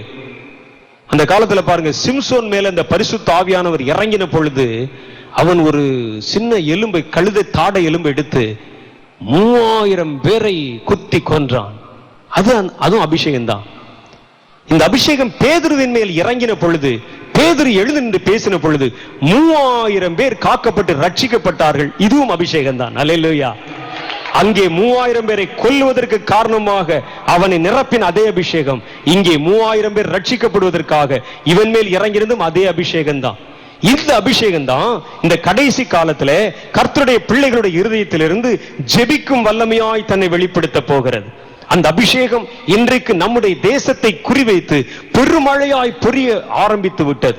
ஒவ்வொரு மாவட்டங்கள் தோறும் நாங்கள் கடந்து வந்த பொழுது ஆச்சரியமான காட்சிகளை கண்டு வியப்படைந்தோம். திரளான ஜனங்கள் காலையில 9 மணிக்கு உட்கார்ந்தா ராத்திரி 10-11 மணி வரைக்கும் அசையாமல் உட்கார்ந்து இருந்தாங்க. அவர்கள் முழங்கால் படியிட்டார்கள், ஜெபித்தார்கள், கதறினார்கள், கண்ணீர் வடித்தார்கள். இதெல்லாம் பரிசுத்த ஆவியானுடைய பலத்தினால் அல்லாமல் மனுஷ சக்தியினாலோ மனுஷனுடைய சித்தத்தினாலோ நடந்த காரியம் இல்லவே இல்லை. எல்லாம் தாண்டி நம்ம எல்லாம் சேர்ந்து நம்முடைய தமிழ்நாட்டிற்காக ஜெபிக்க வேண்டும் என்று அழைப்பு கொடுத்த பொழுது நம்ம மாவட்டத்துக்காக ஜெபம் பண்ணி விட்டோமே போதும் என்று நினைக்காமல் மாவட்டங்களிலிருந்து இங்கே சென்னை நோக்கி படையெடுத்து வந்து இங்கேயும் காலையிலிருந்து இதுவரைக்கும் அமர்ந்திருக்கிறார்கள், இனிமேலும் அமர்ந்திருப்பார்கள். இதுதான் இந்த பரிசுத்த ஆவியின் அபிஷேகத்துடைய கிரியை. இந்த அபிஷேகம் தமிழ்நாட்டின் மேல் விழ ஆரம்பித்து விட்டது. தேவனுடைய வல்லமை எப்பொழுதும் ஒரு தேசத்தில் ஒரு புள்ளியில் குறிப்பிட்ட ஒரு இடத்தில் ஒரு சிறு நெருப்பு பொறி போல இறங்கும். இறங்கின பொறி பற்றி பரவி பிடித்து எரிந்து எரிந்து எரிந்து தேசத்தின் கடையாந்திரங்கள் வரைக்கும் புறப்பட்டு உலகத்தின் கடைசி முனைகள் வரைக்கும் தொட்டு நிற்கும். கர்த்தருதுல முதற் பலனாக இஸ்ரவேலர்களை அல்ல, யூதர்களை அல்ல, இஸ்ரவேல் தேசத்தை அல்ல, இந்தியாவை, அதிலும் தமிழ்நாட்டை கர்த்தர் குறிப்பாக தெரிந்தெடுத்துக் கொண்டதற்காக தமிழ் சமுதாயமே நீ கர்த்தருக்கு நன்றி கடன் செலுத்த வேண்டும். உன்னை கொண்டுதான் கர்த்தராகிய தேவன் உலகத்தை பற்ற வைக்க போகிறார். ஆமா, இங்க உட்கார்ந்து இருக்கிற சாதாரண கூட்டம் அல்ல, இங்கே முழங்கால் படியிட்டு இருப்பது சாதாரண திரள் அல்ல. நாம் தேசங்களின் அந்த விதிகளை மாற்றி எழுத போகிறோம். பொல்லாத பிசாசின் தந்திரங்களை முறியடிக்க போகிறோம். தேசங்களின் சீரழிவுகளிலிருந்து ஜனங்களை விலக்கி காக்க போகிறோம். இதுவரைக்கும் நாம் அடிப்பினடியில் கிடந்தவர்களை போல இருந்தோம். கர்த்தராகிய தேவனோ நம்முடைய சிறையிருப்பை மாற்றினார். வெள்ளி சிறைகளுக்கு ஒப்பான சிறையினால் உன் சட்டையை கர்த்தர் அலங்கரித்தார். அந்த கர்த்தர் சொல்லுகிறார், போ உன் பலத்தோடே, உன்னை அனுப்புகிறது நான் அல்லவா. இப்படிப்பட்ட ஜெபத்தினால் தன் பட்டயத்தை சுழற்றுகிற கூட்டம் எழுவதை பார்த்தா பிசாசுக்கு சும்மா இருக்க மாட்டான். பிசாசுக்கு ஒரு பக்கம் பயம், பிசாசுக்கு ஒரு பக்கம் கோபம், பிசாசுக்கு ஒரு பக்கம் கொந்தளிப்பு. பிசாசு ஒரு மனுஷனை பார்த்து அவன் மேல் அவன் பாய ஆரம்பிக்கிறானாலே அவர்களை குறித்து அவன் பயப்பட ஆரம்பித்து விட்டான் என்று பொருள். பிசாசு கத்தவும் கர்ஜிக்கவும் ஆரம்பிக்கிறான் என்றாலே பிசாசு உங்களை பார்த்து பயந்து விட்டான் என்று பொருள். பிசாசு தன்னுடைய முண்டாவை தட்டி கொண்டு சத்தமிடுகிறான் என்றாலே உங்களை கண்ட பயம் அவனுக்குள் வந்து விட்டது என்று பொருள். ஆமா, இப்படை தோற்கின் எப்படை வெல்லும். அல்லேலூயா. இது கர்த்தருடைய படை, கர்த்தருடைய ஜனம். கர்த்தர் தம்முடைய பிள்ளைகளை தம்முடைய ஜெபம் என்கிற வல்லமையை தந்து அனுப்பி இருக்கிறார். ஆகவே உங்களுடைய உத்தரவாதத்தை உணர்ந்து கொள்ளுங்க. இன்றைக்கு கர்த்தராகிய தேவன் நம் நடுவில் விசேஷித்தமான காரியங்களை நிறைவேற்றி கொண்டிருக்கிறார். நாம் ஏனோ தானோ என்று ஜெபிக்கிறவர்கள் அல்ல, தேவனுடைய கிரியைகளை அறிந்து ஜெபிக்கிறவர்கள் மேல் கர்த்தர் தம்முடைய அடையாளத்தை போடுகிறாராம். வேதம் சொல்லுது, கர்த்தர் தம்முடைய அடையாளத்தை போடுகிறார். ஜெபிக்கிறவர்கள் அந்த இனி வருகிற பயங்கரங்களில் தப்பித்துக் கொள்ளுகிறார்கள். அவர்கள் ஜெபிக்கிற தேசம் தப்புதோ தப்பலையோ, ஜெபிக்கிறவன் கண்டிப்பா தப்பித்து விடுவான்.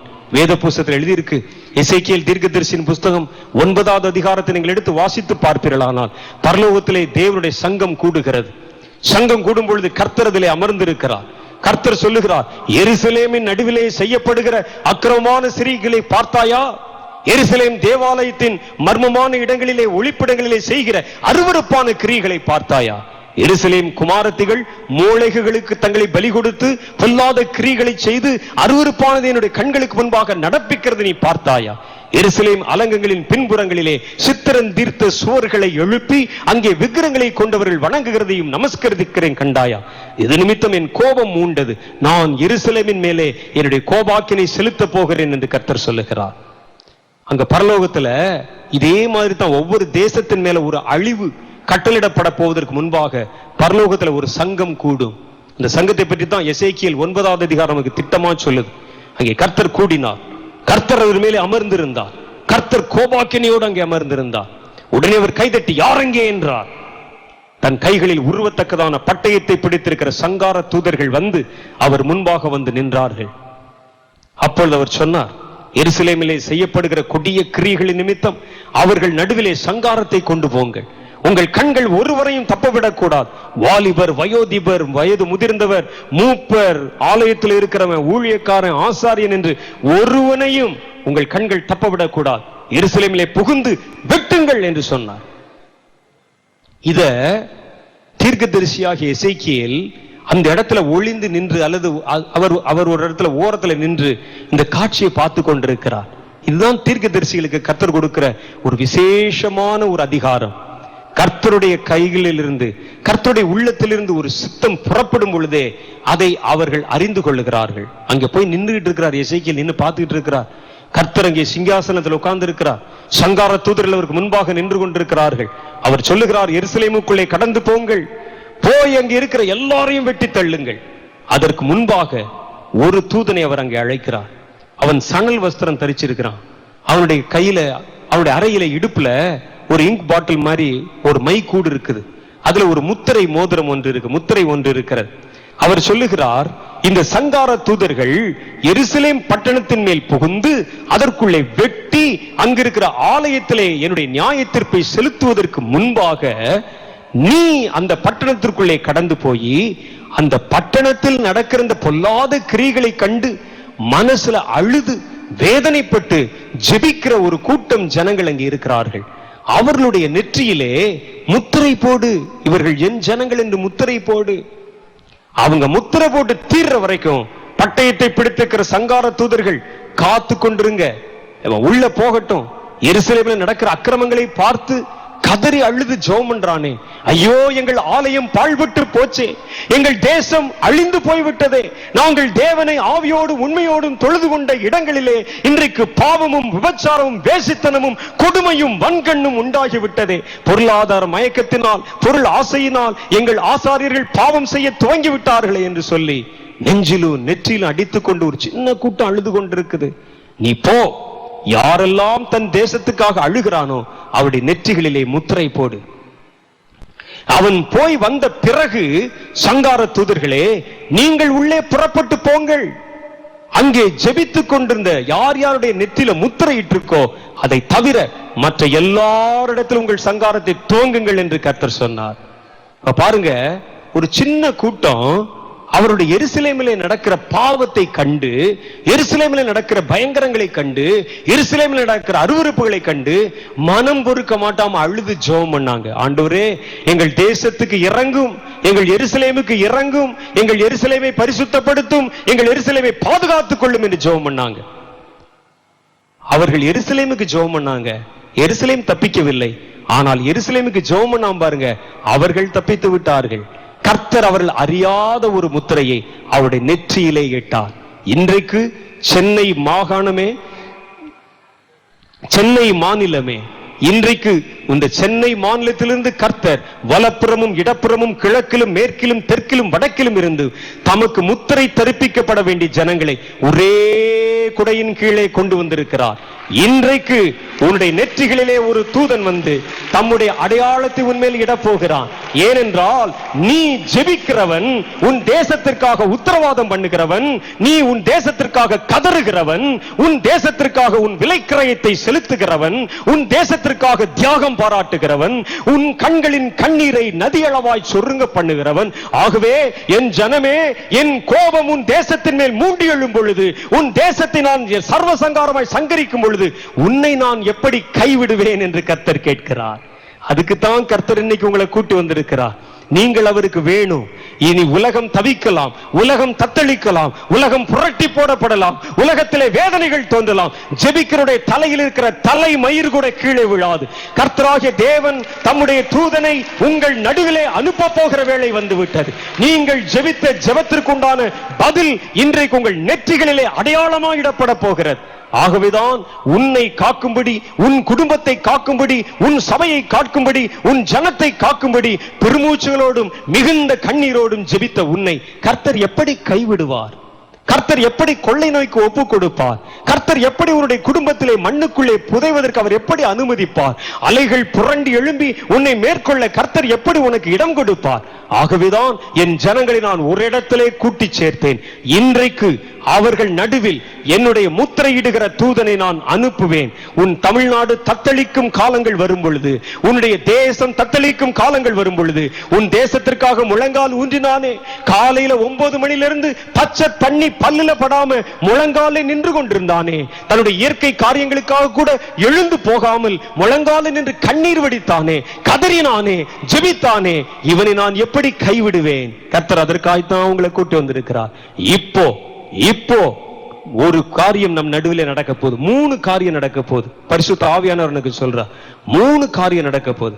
ஒன்று, நீங்கள் தானே ஏற்றபடி வேண்டிக் கொள்ள வேண்டியது இன்னதென்று அறியாது இருக்கிறபடினால் வாக்கு கடங்காத பெருமூச்சலோடு ஜெபிக்கும் ஒரு ஜெப ஆவி உங்கள் மேல் இறங்க போகிறது. அல்லேலூயா. ஆண்டவர் எனக்கு சொல்றார், இப்போ சொல்லிக் கொண்டிருக்கிறார். இரண்டாவது, நீங்கள் நடக்கிற சாதாரண காரியங்களை கண்டு ஜெபிக்கிறதுக்கல்ல, நடக்க போகிற வரப்போகிற காரியங்களை தெரிந்து கொண்டு ஜெபிக்க ஒரு தீர்க்க தரிசன வல்லமையின் ஆவி உங்கள் மேல் இறங்கி வரப்போகிறது. அது ஆயத்தமாயும் ஆவலாயும் விசுவாசத்தோடும் காத்திருக்கிற எல்லார் மேலும் வரப்போகுது. கர்த்தர் சொல்றார், அது இன்னார் மேல் என்று அல்ல. அது குழந்தையா இருக்கலாம், வாலிபரா இருக்கலாம், பெரியவனா இருக்கலாம், ஊழியக்காரனா இருக்கலாம், ஊழியக்காரியா இருக்கலாம், சின்ன கிராமத்துல 10 பேரை வைத்துக் கொண்டு சின்ன சபை நடத்தி கொண்டிருக்கிற எளிய வேலைக்காரனா இருக்கலாம். வித்தியாசமே இல்ல, வயசு வித்தியாசம் இல்ல, அந்தஸ்து வித்தியாசம் இல்ல. கேட்கிற யாவர் மேலும் என்னுடைய வல்லமை இறங்க போகிறது. மாம்சமான யாவர் மேலும் என் ஆவி ஊற்றும்படிக்கு என்னுடைய ஆவியின் கலசத்தை நான் திறக்கிற வேளை வந்தது என்று கர்த்தர் சொல்லுகிறார். இதை நான் சொல்லிக் கொண்டிருக்கும் பொழுதே தூரத்தில் ஒலிக்கிற ஒரு எக்காலத்தின் சத்தத்தை என் காது இப்போ கேட்குது. கர்த்தர் அன்றியும் கர்த்தராகிய தேவன் சொல்லுகிறார், 3வது ஒரு காரியம் நடக்கும். எவன் இந்த தேசத்தினுடைய காரியத்திற்காக உத்தரவாதம் பண்ணி ஜெபிப்பதற்காக தன் ஜனத்தையும் தன் சபையையும் தன்னையும் தன் குடும்பத்தையும் ஒப்பு கொடுத்தானோ அவனுடைய நெற்றிகளிலே என்னுடைய தூதன் ஒரு அடையாளம் இட்டு, இது கர்த்தருடையது, இது கர்த்தருடையது, இது கர்த்தருக்கு பரிசுத்தம் என்று உங்களுடைய நெற்றிகளிலே அடையாளம் போட போகிறார்கள். இந்த 3 காரியத்தை நிறைவேற்றும்படிக்கே நான் உன்னுடைய மாநிலத்திலிருந்து ஜனங்களை எல்லா இடத்திலும் அழைத்து வந்தேன். இங்க இருக்கிற அநேக இடத்துல நீ கேட்டுப்பார். கர்த்தர் சொல்லுகிறார், அநேக இடத்துல கேட்டுப்பார். அநேகர் நாம் இந்த நாளில் இங்க வந்து உட்கார்ந்திருப்போம் என்று நினைக்கவில்லை, நானே அவர்களை இழுத்து கொண்டு வந்திருக்கிறேன் என்று கர்த்தர் சொல்லுகிறார். வந்தது நீயா இல்ல, நீ திட்டம் போட்டு வரல. கர்த்தர் உன்னை அழைத்திருக்கிறார். கர்த்தர் சொல்லுகிறார், பயில் காட்டியவர்களை அழைத்தேன், கை காட்டியவர்களை அழைத்தேன், அவர்களுக்கு ஒரு அடையாளக்குறியை கொடுத்து அழைத்தேன், வாங்கப்பான்னு சொல்லி கூப்பிட்டேன். என் சத்தத்தை கேட்டு என் நாமம் தெரிவிக்கப்பட்ட என் ஜனங்கள் இது ஒரே குடையின் கீழ் வந்திருக்கிறார்கள். இன்று நான் அவர்களை சந்திக்க வேண்டும், அவருடைய கண்களை நான் திறக்க வேண்டும், அவர்கள் நெற்றிகளிலே அடையாளமிட வேண்டும், அவர்கள் மேல் ஒரு பலத்த ஜெபத்தின் ஆவியினால் நான் அவர்களை நிரப்ப வேண்டும். அது இதுவே தருணம். என் ஜனங்களை எழுந்து நிற்க சொல், அவங்க ஜெபிக்க போகிறார்கள். Thank you Lord. எல்லாம் எந்திரிச்சு நிப்போமா? யாரிடத்திலும் வித்தியாசம் இல்லை. பரிசுத்த ஆவியானவர் கிரியை செய்ய போகிறார். உங்கள் பாலகருடைய கண்கள் திறக்கப்பட போகிறது. உங்கள் வாலிபர்கள் கண் திறக்கப்பட போகிறது. உங்கள் வயோதிபருடைய கண்கள் திறக்கப்பட போகிறது. உங்கள் திருச்சபையின் கண்கள் திறக்கப்பட போகிறது. இனி உன்னுடைய திருச்சபையில ஜெப சப்தம் முழங்கி கொண்டிருக்க போகிறது. அது பரிசுத்த ஆவியின் வல்லமையினால் நிரம்பின ஜெபமாய் இருக்க போகிறது. ஒரு தேவ பக்தன் ஜெபம் பண்ணினான். அவன் கேட்டான், கர்த்தாவே, என் தலை தண்ணீரும் என் கண்கள் நீரூற்றுமாய் மாறினால் நலமாயிருக்கும். அப்பொழுது சாக கொடுத்த என் தேசத்திற்காக இரவும் பகலும் திறப்பிலே நின்று கதறி கண்ணீரோடு நான் ஜெபம் பண்ணுவேன் என்று கேட்டான். இன்றைக்கு உங்களுடைய ஜெபம் அப்படித்தான் இருக்க போகுது. கர்த்தாவே, என் தேசத்தை சூழ்ந்திருக்கும் இத்தனை கொடிய காரியங்களை நான் கேள்விப்படும் பொழுது என் தலையை தண்ணீராய் மாற்றும், என் கண்களை கண்ணீர் ஊற்றாய் மாற்றும். ஆம், ஆண்டவர் சொல்லுகிறார், நீதானே ஏற்றபடி வேண்டிக் கொள்ள வேண்டியது என்னதென்று அறியாதிருக்கிறபடினால் வாக்கு கடங்காத பெருமூச்சலோடும் மிகுந்த கண்ணீரோடும் ஜெபிக்கும் ஜெபம் உன் உள்ளத்தின் ஆழத்திலிருந்து புறப்பட்டு வரும்படிக்கு சபையே, உன் கர்ப்பத்தை என்னுடைய ஜெபத்தின் ஆவியினால் இப்பொழுது நிரப்ப போகிறேன் என்று கர்த்தர் சொல்லுகிறார். ஜெபத்தின் வல்லமை உங்கள் மேல் இறங்கி வரப்போகிறது. ஜெபிக்கிற ஒவ்வொருவர் மேலும் இறங்கி வரப்போகுது. ஜெபத்திலே சோர்ந்து போன தாயாய், இதோ ஜெபத்திலே சோர்ந்து போன ஜெபக்குழுக்களே, உங்களுடைய ஜெபத்திலே சோர்ந்து போன திருச்சபையே, கர்த்தர் உன்னை மறுபடியும் புதுப்பிக்க போகிறார். அவர் நெறிந்த நாளலை முறியாதவர், அவர் மங்கி எறிகிற திரியை அணையாதவர். இப்பொழுது உண்மையில் ஒரு பலத்த அபிஷேகம், ஒரு பலத்த வல்லமை இறங்கி வர போகிறது என்று சேனைகளின் கர்த்தர் சொல்லுகிறார். அன்றியும் வானத்திலிருந்து கேட்கிற இடி முழக்கங்களின் சத்தங்களையும் மேகங்கள் ஒன்றோடு ஒன்று உரசிக்கொள்ளும் சத்தத்தையும் என் காதுகள் பிரத்யட்சமாய் கேட்கிறது. இது கர்த்தர் உண்டு பண்ணின நாள். கர்த்தர் தம்முடைய ஜனங்களை ஒரே இடத்தில் கூட்டி சேர்த்து அவர்களை சந்திக்கிற நாள். அவருடைய கண்கள் உங்கள் மேல் நோக்கமாயிருக்கிறது. அவருடைய கண்கள் நெருப்பினால் உண்டான கண்கள் போல் இருக்கிறது, அக்னி ஜுவாலை போல் இருக்கிறது. ஒவ்வொருவருடைய இருதயத்தையும் அவர் நுணுக்கமாய் நுணுக்கமாய் நுணுக்கமாய் ஆராய்ந்து பார்த்து கொண்டிருக்கிறார். ஆண்டவராகிய கர்த்தரிடத்திலே இப்போ நீங்க வாய் திறந்து ஒன்னு சொல்லி பாருங்க. ஆண்டவரே, என்னை நான் ஜெபிப்பதற்காக அர்ப்பணம் செய்கிறேன், ஜெபத்திற்காக என்னை அர்ப்பணம் செய்கிறேன். ஜெப ஆவியானவரே, என் மேல் இப்பொழுது இறங்கி வாரும், என் மேல் இப்பொழுது இறங்கி வாரும். இந்த வார்த்தை உன் வாயில் இருக்கும் பொழுதே கர்த்தருடைய வல்லமை உன் தலையின் மேல் இறங்குகிறதை பார்ப்பாய் என்று கர்த்தருடைய ஊழியக்காரனாகிய நான் கர்த்தருடைய ஜீவனை கொண்டு சொல்லுகிறேன். இறங்குவதாக இந்த வல்லமை, இறங்குவதாக இந்த வல்லமை, இறங்குவதாக இந்த வல்லமை, இறங்குவதாக இந்த வல்லமை ஒவ்வொருவர் மேலும் உச்சம் தலை முதல் உள்ளங்கால் வரைக்கும் அந்த வல்லமை இப்பொழுது நிழலிடுவதற்காக ஸ்தோத்திரம், ஸ்தோத்திரம், ஸ்தோத்திரம். இறங்குகிற அந்த வல்லமை, இறங்குகிறது அந்த வல்லமை, இறங்குகிறது அந்த வல்லமை. புறாக்கள் செட்டை எடுத்து பறக்கும் சத்தத்தை கேட்கிறேன். உங்களில் அநேகர் இந்த சத்தத்தை கேட்கிறீங்க. புறாக்கள் செட்டை எடுத்து பறப்பதை போல உங்கள் தலைகளுக்கு மேலே, உங்கள் தலைகளுக்கு மேலே கர்த்தருடைய கரங்கள் நீட்டப்படுகிறது, கர்த்தருடைய கரம் நீட்டப்படுகிறது. அது நெருப்புமயமான கரமாயிருக்கிறது. அன்றியும் தேவனால் இதோ அனுப்பப்பட்டிருக்கிற வெண் புறாக்களை பார்க்கிறேன், நெருப்பு வடிவமான புறாக்களை பார்க்கிறேன், இரத்த வர்ணமான புறாக்களை பார்க்கிறேன். சில நாட்களாக நான் இப்படிப்பட்ட புறாக்களை கூட்டங்களிலே இறங்கி வர காண்கிறேன். கர்த்தருடைய வல்லமை, கர்த்தருடைய மகிமை இப்பொழுது உங்கள் மேல் இறங்க போகிறது, இப்பொழுது உங்கள் மேல் இறங்க போகிறது. கர்த்தர் தம்முடைய கண்ணீர் துளிகளினால், கண்ணீர் துருத்தினால் இதோ உன்னுடைய கண்களை நிரப்ப போகிறார். இனி உன் கண்ணிலிருந்து வழிகிற கண்ணீர் கர்த்தருக்கென்று சொந்தமாகும். கர்த்தருடைய துருத்தியில் போய் விழுகிற கண்ணீராய்த்தான் இருக்கும். இறங்குவதாக, இறங்குவதாக அந்த வல்லமை இந்த கூட்டத்தின் மேல் இறங்குவதாக, என் தமிழ்நாட்டின் மேல் இறங்குவதாக, தமிழ்நாட்டின் தலைநகரத்தின் மேல் இறங்குவதாக, நீர் பயில் காட்டி அழைத்த இந்த ஜன திரள் மேல் இறங்குவதாக. Thank you Lord. கேளுங்க, கேளுங்க, விட்டுறாதீங்க. இன்னைக்கு இல்லாட்டா வேற என்னைக்கு இறங்குகிற அந்த வல்லமை, இறங்குகிற அந்த வல்லமை. கர்த்தருடைய அந்த விரல்களை நான் பார்க்கிறேன், 5 விரல்கள் பார்க்கிறேன்.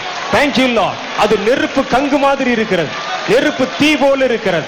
கர்த்தர் எனக்கு சொல்லுகிறார், இதோ இந்த கை விரல்களால் என் ஜனத்தை நான் தொடுவேன், அவருடைய நெற்றியில் நான் அடையாளம் இடுவேன், என் ஜனங்கள் மேல் என் கையை வைப்பேன். அப்பொழுது அவர்கள் பலத்த ஆவியினால் நிரப்பப்படுவார்கள். அநேகருடைய சரீரத்தில் அந்த வல்லமை தாங்க முடியாது. Thank you Lord. இறங்க போகிற அந்த வல்லமை தொடும், தொடும், என் ஜனத்தை தொடும். பயப்படாதே சிறுமந்தையே, நான் தான், நான் தான், நான் தான் என்று கர்த்தர் சொல்லுகிறார். Thank you Lord. இறங்குகிற அந்த வல்லமை, இறங்குகிற அந்த வல்லமை, இறங்குகிற அந்த வல்லமை வாலிபர்கள் மேல் இறங்கும். ஆண்டவரே, வாலிபர்கள் மேல் இறங்கும், வயோதிபர்கள் மேல் இறங்கும், சபை தலைவர்கள் மேல் இறங்கும், ஊழியர்கள் மேல் இறங்கும், பெரிதும் சிறிதுமாய் ஊழியம் செய்கிற ஒவ்வொரு ஊழியக்காரன் மேல் இறங்கும், எங்கள் குழந்தைகள் மேல் இறங்கும். அவருடைய தலையை தண்ணீராய் மாற்றும், கண்களை நீரூற்றாய் மாற்றும். கர்த்தராகிய தேவனிடத்தில் கேட்கிறாய், மகனே நீ எதை காண்கிறாய் என்று. இதோ நான் என் கண்களை மூடி கர்த்தரை நோக்கி பார்க்கும் பொழுது எனக்கு முன்பாக உயர்த்தி வைக்கப்பட்டிருக்கிற 7 கொம்புகளை பார்க்கிறேன். கர்த்தர் சொல்லுகிறார், நீ பார்க்கிற இந்த கொம்பு என் அபிஷேக தைலத்தினால் நிரப்பப்பட்ட கொம்பு. என் ஜனங்கள் மேல் இந்த எண்ணெய் இதோ ஆரோனுடைய சிரசிலே இறங்கினதை போல இறங்கும். இவர்கள் உத்தரவாதிகள் அல்லவோ, இவர்கள் பிறப்பிலே நிற்கிறவர்கள் அல்லவோ, தங்கள் முழங்கால்களை முடக்குகிறவர்கள் அல்லவோ. இவர்களை நான் இன்றைக்கு ஏற்படுத்துகிறேன், இவர்களை நான் இன்றைக்கு ஏற்படுத்துகிறேன். நானே உங்கள் பிரதான ஆசிரியராயிருந்து என்னுடைய இதோ என்னுடைய அறையிலே கட்டப்பட்டிருக்கிற இந்த கொம்புகளை நான் விடுவித்து அதனுடைய முனைகளை நான் உடைத்து என் ஜனங்கள் மேல் இந்த அபிஷேக தைலத்தை உச்சன் தலை முதல் உள்ளங்கால் வரைக்கும் நிரம்பி வரும்படி நிரப்ப மாட்டேனோ என்று கர்த்தர் கேட்கிறார். Thank you Lord, thank you Lord, thank you Lord. அந்த 7 கொம்புகளும் உங்களை நோக்கி கவிழ்த்தப்படுகிறதை பார்க்கிறேன். அதிலிருந்து தங்க நிறத்துக்கு ஒப்பான எண்ணெய், அது எண்ணெய். Thank you Lord. அது ரொம்ப திக்கா இருக்குது, ரொம்ப கெட்டியா இருக்குது. அது மேலிருந்து கீழாக இறங்கி வருகிறது. உங்கள் ஒவ்வொருவர் மேல், உங்கள் ஒவ்வொருவர் மேல், விரும்புகிறவன் மேல், ஏற்றுக்கொள்ளுகிறவன் மேல், பரிசுத்தமாக்கப்பட்டவன் மேல், கர்த்தர் நம்புகிறவன் மேல் அந்த வல்லமை இறங்கி கொண்டிருக்கிறது. அதற்கு வயசு வித்தியாசமே இல்லை, சிறியவர் பெரியவர் என்கிற வித்தியாசம் இல்லை. Thank you Lord. இறங்குவீராக, இறங்குவீராக.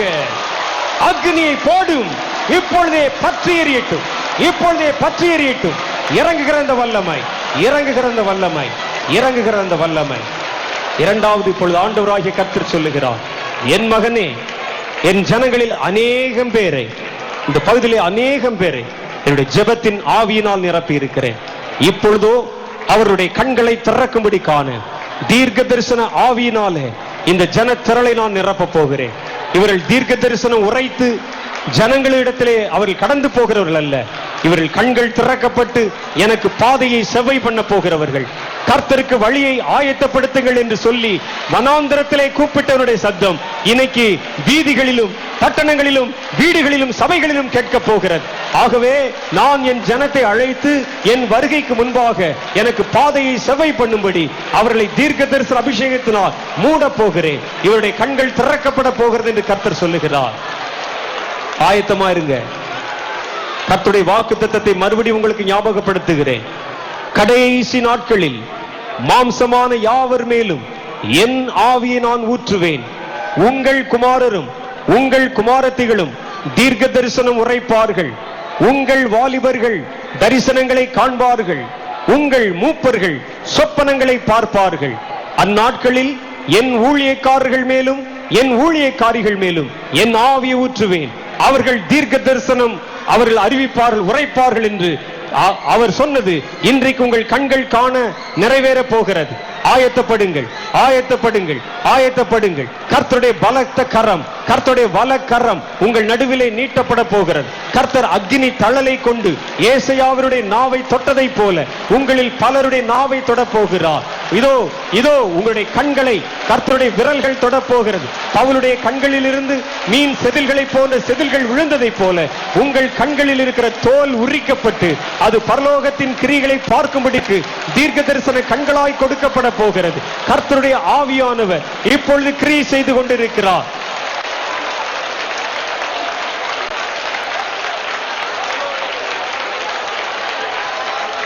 நெருப்பு பொறிகளை போல மேலிருந்து கீழாக இறங்கி வருகிற சின்ன சின்ன துளிகளாயிருக்கிற நெருப்பு திவலைகளை நான் பார்க்கிறேன். அது சின்ன சின்னதா இருக்குது, நெருப்பு பொறி மாதிரி மேலிருந்து கீழாக திரளாய் இறங்கி கொண்டிருக்கிறது. கர்த்தர் சொல்லுகிறார், வாயை திறந்து கேள், உன் வாய் அகல திற, அதை நன்மையினால் நிரப்ப போகிறேன், நன்மையினால் நிரப்ப போகிறேன், நன்மையினால் நிரப்ப போகிறேன். என் வல்லமை வருகிறது, என் வல்லமை வருகிறது, என் அதிகாரம் வருகிறது, என் வாக்குத்தத்தம் நிறைவேற போகிறது. என் ஜனத்தை நான் சந்திக்க போகிறேன், என் ஜனங்கள் மேல் என் வல்லமை நான் வைக்க போகிறேன். இறங்குவதாக அந்த வல்லமை இறங்கட்டும். இப்போ இப்போ இப்போ இப்போ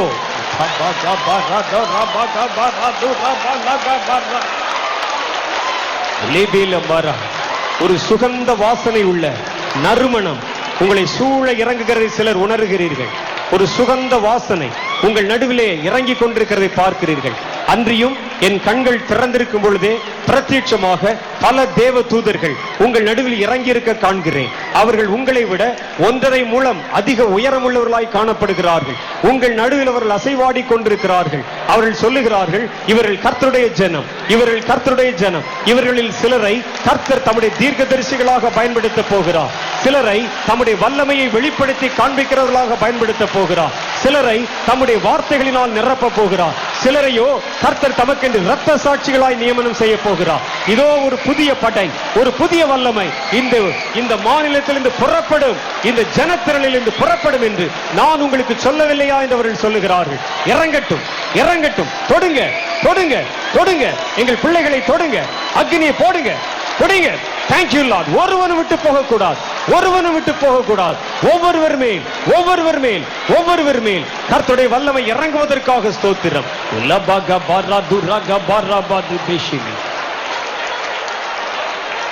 உங்கள சிலர் உங்கள் வரிசைக்கு நடுவில் யாரோ ஒருவர் உங்கள் நடுவிலே உங்களை உரசி கொண்டு நடந்து போவதை போல உணர்கிறீர்கள். சிலர் பக்கத்திலே ஒரு பிரசன்னம் அப்படியே கடந்து போகிறதை பார்க்கிறீர்கள். காது மடல்களிலே ஒரு வெப்பமான ஒரு தோற்றம் உங்கள் காது மடல்களிலே அது உண்டாகிறதை பார்க்கிறீர்கள். சிலருடைய கண்களுக்கு முன்பாக நட்சத்திரங்களைப் போல ஒளியும் வெளிச்சமும் தோன்றுகிறதை பார்க்கிறீர்கள். சிலருடைய நாவிலே ஒரு நெருப்பு வந்து உங்களை தொடுகிறதை நிரப்புகிறதையும் பார்க்கிறீர்கள். கர்த்தராகிய தேவன் சொல்லுகிறார், நான் தான் என் ஜனத்தை தொட்டு கொண்டிருக்கிறேன், என் ஜனத்தை நிரப்பிக் கொண்டிருக்கிறேன், என் ஜனத்தை நான் தொடுகிறேன், என் ஜனத்தை நான் ஆசீர்வதிக்கிறேன், அவருடைய கண்களை திறக்கிறேன் என்று கர்த்தர் சொல்லுகிறார். இதோ ஒரு வெண் பனியை போல ஒரு மேகம் இந்த இடத்தின் மேலே உங்களுடைய தலைகளுக்கு மேலே உலாவி உரசி கொண்டு வருகிறதை பார்க்கிறேன். கர்த்தர் செய்கிற காரியம், கர்த்தர் பலத்த கிரியைகளை செய்கிறார். Thank you Lord, thank you Lord, thank you Lord, thank you Lord, thank you Lord, thank you Lord, thank you Master. Itabaga baradura baratu ulabad bis khabara durabashaba ulibilabadur me pabadur mishaba. ஜாதிகளை ஈனப்படுத்தினவளும் ஜனங்களை தடுமாற பண்ணினவளும் ஜனங்களுக்கு விரோதமாய் தன்னுடைய கொம்புகளை உயர்த்தினவளும், இதோ என்னுடைய ஆலயங்களுக்கு விரோதமாய் தன்னுடைய கால்களை உயர பண்ணிகளுமாகிய பொல்லாதவள் உன்னுடைய தேசத்திலே துகில் உரியப்பட்டு அவள் மானபங்கப்படுத்தப்பட்டு துரத்தப்படுகிற நாள் வருகிறது என்று கர்த்தராகிய தேவன் சொல்லுகிறார். இவள் அல்லவோ வேசி என்றும் மகாவேசி என்றும் அழைக்கப்பட்டு ஜாதிகளை ஈனப்படுத்தினவள். நான் அவளை என்னுடைய இதோ இந்த பாலகர்களை கொண்டு இந்த ஜனங்களை கொண்டு அவளை நான் உன் தேசத்தில் இருந்து தீட்டுப்படுத்தினவளை நான் துரத்துவேன் என்று கர்த்தர் சொல்லுகிறார்.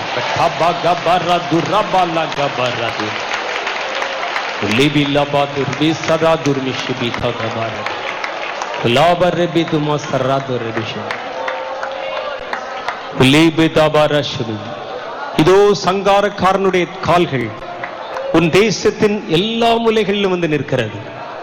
தேசத்தை சங்காரத்திற்காக திறந்து வைக்கிறவர்கள் உன் தேசத்தின் குடிமக்கள் அல்லவா என்று கர்த்தர் கேட்கிறார். வீதிகளிலே ஜனங்கள் சத்தத்தை எழுப்போதும் மதிமயக்கம் அடைந்தவர்களாக வெறி கொண்டவர்களாக இரவு நேரங்களிலே நாய்களைப் போல ஊழையிட்டு திரிகிறவர்களும் உன் தேசத்தில் இல்லையோ என்று கர்த்தர் கேட்கிறார். அவர்கள் நிமித்தம் அல்லவோ உன் தேசம் பாழ்பட்டு போகிறது, உன் தேசம் பாழ்பட்டு போகிறது. அவர்கள் தங்களுக்கு இஷ்டமானதை செய்து எளியவர்களை கண்ணி வைத்து பிடித்து தங்களுடைய இரத்த வெறியை தீர்த்து கொள்ளுகிற ஜனங்கள் உன் தேசத்திலே திரளாய் எழும்பி இருக்கிறார்களே. நானே அவர்களுக்கு விரோதமாய் எழும்பி வந்து உன் தேசத்தில் ஒரு களையெடுப்பை செய்வேன் என்று கர்த்தர் சொல்லுகிறார். நான் செய்ய போகிற அந்த காரியம் பயங்கரம் உள்ளதாயிருக்கும். நான் செய்ய போகும் அந்த காரியம் பயங்கரம் உள்ளதாயிருக்கும். அது சடுதி மரணமாயிருக்கும். குடிக்கிறவனும் வெறிக்கிறவனும் விபச்சார கள்ளனும் வேசி மார்க்கத்தானும் அதன் விலை கரையத்தை செலுத்தியே தீர வேண்டும் என்று சேனைகளின் கர்த்தர் சொல்லுகிறார். வெறி கொண்ட மிருகங்களைப் போலவும் வெறி கொண்ட நாய்களைப் போலவும் கடித்து பட்சிக்கிற ஓநாய்கள் போலவும் உங்கள் தேசத்தின் வீதிகளிலே சுற்றி திரிகிற மதி மயங்கினவர்களும் ஞானமற்றவர்களும் மதுபான வெறி கொண்டவர்களும் வெறியரும் கொலைகாரரும் இச்சை பிரியரும் தேசி கள்ளரும் இதோ தங்கள் கைகளில் இருக்கிற உலக பிரகாரமான அதிகாரத்தையும் அந்தஸ்தையும் பணபலத்தையும் அரசியல் செல்வாக்கையும் பயன்படுத்தி கொண்டு எளியவர்களை கண்ணி வைத்து பிடிக்கிற தேசி கள்ளர்கள் ஒவ்வொருவர் மேலும் ஒரு கொடிய பயங்கரம் உன் தேசத்தில் வரப்போகிறது என்று கர்த்தர் சொல்லுகிறார். அது வரும்பொழுது வீதிகளிலே அவருடைய பிரேதங்கள் வீசி எறியப்பட்டு கிடக்கும், வீதிகளிலே ரத்தம் சிந்தப்பட்டு கிடக்கும். இதோ அந்த ஜனங்களுடைய குடல்கள் அவருடைய வயிற்றிலிருந்து சரிந்து விழுகிறதா இருக்கும். அவருடைய கால் எலும்புகள் முறிந்து போகிறதா இருக்கும். அவருடைய கண்களை நான் பிடுங்கி போடுவேன், அவைகளை கழுகுகளும் காக்கைகளும் கொத்தி கொண்டு போகும் என்று கர்த்தர் சொல்லுகிறார். இந்த கொடிய பயங்கரம் உன் தேசத்தின் மேல் வரும் பொழுது உன் தேசம் தவிக்கும், அது திணறும், தடுமாறும் என்று கர்த்தர் சொல்லுகிறார். உன் ஜெபத்தை கேட்டு அவர்கள் தொடுகிற மதுபானத்தை நான் அவர்களுக்கு விஷமாய் மாற்றுவேன் என்று கர்த்தர் சொல்லுகிறார்.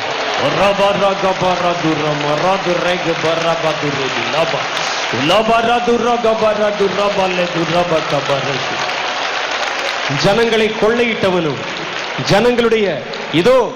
ஜனங்களுடைய ஆஸ்திகளை தனக்கென்று பறித்து கொண்டவனும் அவைகளை எடுத்துக்கொண்டு ஜனங்களை ஏளனம் செய்து துரத்தி விட்டவனும் இனி ஓடிக்கொண்டு ஒளிந்து கொள்வதற்கு பதுங்கு அறைகளை தேடி ஓட போகிறார்கள்.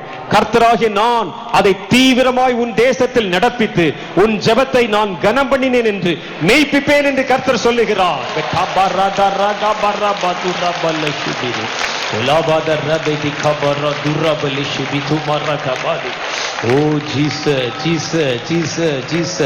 கொடுமை செய்ய தீவிரித்த கால்கள், கொடுமை செய்ய தீவிரித்த கால்கள் தங்களுடைய பதவியையும் அதிகாரத்தையும் பணபலத்தையும் செல்வாக்கையும் பயன்படுத்திக் கொண்டு தேசத்தை வளைத்து போட வேண்டும் என்றும் தங்கள் கைகளுக்குள்ளே அதை பங்கு வைத்துக் கொள்ள வேண்டும் என்றும் முயற்சி செய்தவர்கள் தாங்கள் இதுவரைக்கும் வைத்திருந்ததை கூட தூக்கி வீதியிலே வீசி எறிந்து விட்டு தங்கள் ஜீவன் தப்ப ஓடி போய் இதோ பல தேசங்களிலே சிதறி தங்களை ஒழித்துக் கொள்ள போகிறதை உன் தேசத்திலே ஒரு புதிய கிரியைகள் மூலமாய் நான் செய்ய போகிறேன் என்று கர்த்தர் சொல்லுகிறார். அப்பொழுது நீ மகிழ்ந்து களி கூறுவாயாக. அது உன் ஜெபத்திற்கு நான் கொடுத்த கனமும் உன் ஜெபத்திற்கு நான் தரும் வெகுமதியுமாய் இருக்கிறது என்று சேனைகளின் கர்த்தர் சொல்லுகிறார். Thank you Lord. கைகளை தட்டி கர்த்தரை துதியுங்கள். Thank you Lord.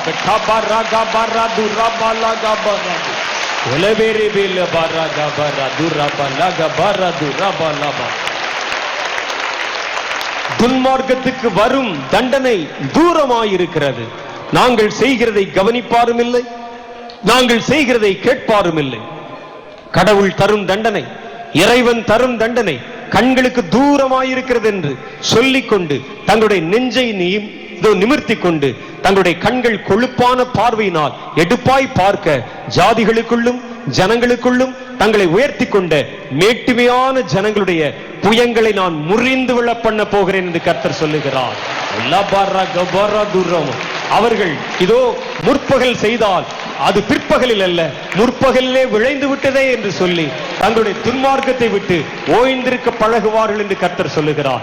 உன் தேசத்தின் மேலே ஒரு கொடிய கிரியை ஒன்று வருகிறது, ஒரு கொடிய கிரியை வருகிறது. அது பலத்து வருகிறது, சூறாவளியை போல வருகிறது, சுற்றி கொண்டு வருகிறது. உன் தேசத்தின் மேல் அது பலமும் இதோ பலாத்காரமும் பயங்கரமாய் கடந்து வரும். அது கடந்து வரும் பொழுது நான் விரும்புகிற வண்ணமாய் ஒரு பெரிய காரியத்தை நான் செய்து களைகளாய் தோன்றுகிறவைகள் எவைகளோ, இதோ உன் தேசத்தினுடைய சாபத்திற்கு காரணமாய் தோன்றுகிறவைகள் எவைகளோ அவைகளை உன் நடுவில் இருந்து பிடுங்கி போடுவேன் என்று கர்த்தர் சொல்லுகிறார். அதை நான் செய்யும் அந்த நாளில் நீ களிகூர்ந்து மகிழ கடவாய். காரணம் அது உன் ஜெபத்திற்கு நான் தரும் கனமும் உன் ஜெபத்திற்கு நான் தரும் பதிலுமாயிருக்கும் என்று சேனைகளின் கர்த்தர் சொல்லுகிறார். Thank you Lord. Thank you Lord. Thank you Lord. Thank you Lord. Thank you Lord. Thank you Lord. Thank you Lord. ஆளுகிறவர்கள் இனிமேல் இதோ எதேச்சாதிகாரிகளாய் அல்ல, சர்வாதிகாரிகளாய் அல்ல, பயத்தோடும் நடுக்கத்தோடும் உன் தேசத்தை ஆளுமை செய்கிற காலம் வருகிறது என்று கர்த்தர் சொல்லுகிறார். Thank you Lord. அப்படிப்பட்ட ஒரு கொடிய பயங்கரத்தை அவருடைய இருதயத்திற்குள்ளே நான் கொண்டு வர போகிறேன். அது எப்படி சாத்தியமாகும் என்று கேட்கிறாய். பொறுத்திருந்து பார். சொல்லுவது நான், செய்ய போவதின் கரம் என்று கர்த்தர் சொல்லுகிறார். கைகளை தட்டி கர்த்தரை துதியுங்கள். Thank you Lord. Thank you Lord. Thank you Lord. Thank you Jesus. Thank you Jesus. Thank you Jesus. Thank you Jesus. Thank you Jesus. உன் தேசத்தை கொள்ளை நோய்கள் மூட போகிறது. பல பகுதிகளில் இருந்தும் இன்று நீங்கள் காண்பது துவக்கம் மாத்திரமே. இனி வருகிற நாட்களில் திரளாய் ஏராளமான கொள்ளை நோய்கள் உன் மாவட்டத்திலும் உன் மாநிலங்களிலும் அநேக இடங்களிலும் கிராமங்களிலும் சிறு நகரங்களிலும் அவைகள் தீவிரித்து பரவுகிறதை பார்ப்பீர்கள். கர்த்தராகிய நான் என் ஜனத்தின் மேல் என்னுடைய செட்டையை விரித்து அவர்களை கைவிடாது காத்துக் கொள்வேன் என்று கர்த்தர் சொல்லுகிறார். ரத்தம் இழக்கத்தக்கதான கொடிய கிரியைகள், ரத்தம் இழந்து போகத்தக்கதான கொடிய கிரியைகள் உன் தேசத்தின் மேல் கட்டவிழ்த்து விட போகிறது என்று கர்த்தர் சொல்லுகிறார். அப்பொழுதும் நான் என் ஜனத்தை கை நிகழ ஒட்டாதிருப்பேன். இதோ உன் தேசத்திற்காக தன் கைகளை விரித்து தன்னுடைய முழங்காலை ஊன்றி கண்களை ஏறெடுத்து ஜெபிக்கிறவன் எவனோ அவருடைய ஜெபத்தை கேட்டு உன் தேசத்திற்கு நான் நன்மையை தருவேன். உன் தேசம் நன்மைக்கு பாத்திரம் இல்லாமல் போகும் பட்சத்திலே இதோ ஜெபித்தவனோ அந்த நன்மையை இதோ 2 மடங்குமாய் திரும்ப பெற்றுக் கொள்வான் என்று கர்த்தராகிய தேவன் சொல்லுகிறார். Thank you Lord. Thank you Lord. Thank you Lord. Thank you Lord. Thank you Lord. Thank you Lord. Thank you Lord. ஒரு கொடிய காற்று வருகிறது, ஒரு கொடிய காற்று வருகிறது. அது உன் தேசத்தின் மேல் பற்றி பரவுகிற காற்றாய் இருக்கும். அது விஷமும் கந்தகம் உடையது போல் இருக்கும். அந்த காற்று மனிதருடைய தோள்களிலே படும் பொழுது அது எரிச்சலையும், அது அவருடைய அந்த தோள்களிலே கொப்புளங்களை உண்டு பண்ணும். கொப்புளங்கள் வெடிக்கும் பொழுது ரத்தம் சிதறி விழும் என்று கர்த்தர் சொல்லுகிறார். அந்த கொடிய காற்று இயற்கையிலே உண்டாகிற ஒரு மாற்றமாய் இருக்கும். அது உன் தேசத்தின் நடுவில் இருந்து ஆரம்பித்து உலகத்தின் பல தேசங்களுக்குள்ளும் கடந்து போகிறது. அப்பொழுது நான் என் ஜனங்களை வாதித்து அநேக ஜனங்கள் மேல் என்னுடைய நியாய தீர்ப்பை செலுத்தும் பொழுது என் நாமம் தெரிக்கப்பட்ட என் ஜனங்களையோ என் செட்டையின் மறைவிலை வைத்து நான் மூடிக்கொண்டு பாதுகாப்பேன்.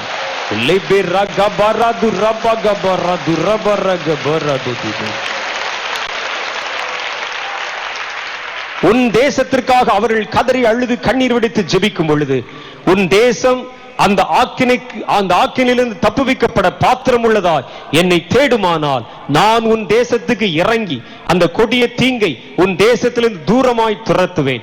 ஒருவேளை உன் தேசம் அதை ஏற்றுக்கொள்ளாமல் போகும் பட்சத்திலே உன் தேசத்திற்காக கதறினவன், உன் தேசத்திற்காக உத்தரவாதம் பண்ணினவன், புலம்பினவன் எவனோ அவன் அதனுடைய பலனையும் நன்மையும் 7-70 திரும்ப பெறுவான் என்று கர்த்தராகிய தேவன் அவர்களுக்கு சொல்லுகிறேன் என்று கர்த்தர் சொல்லுகிறார்.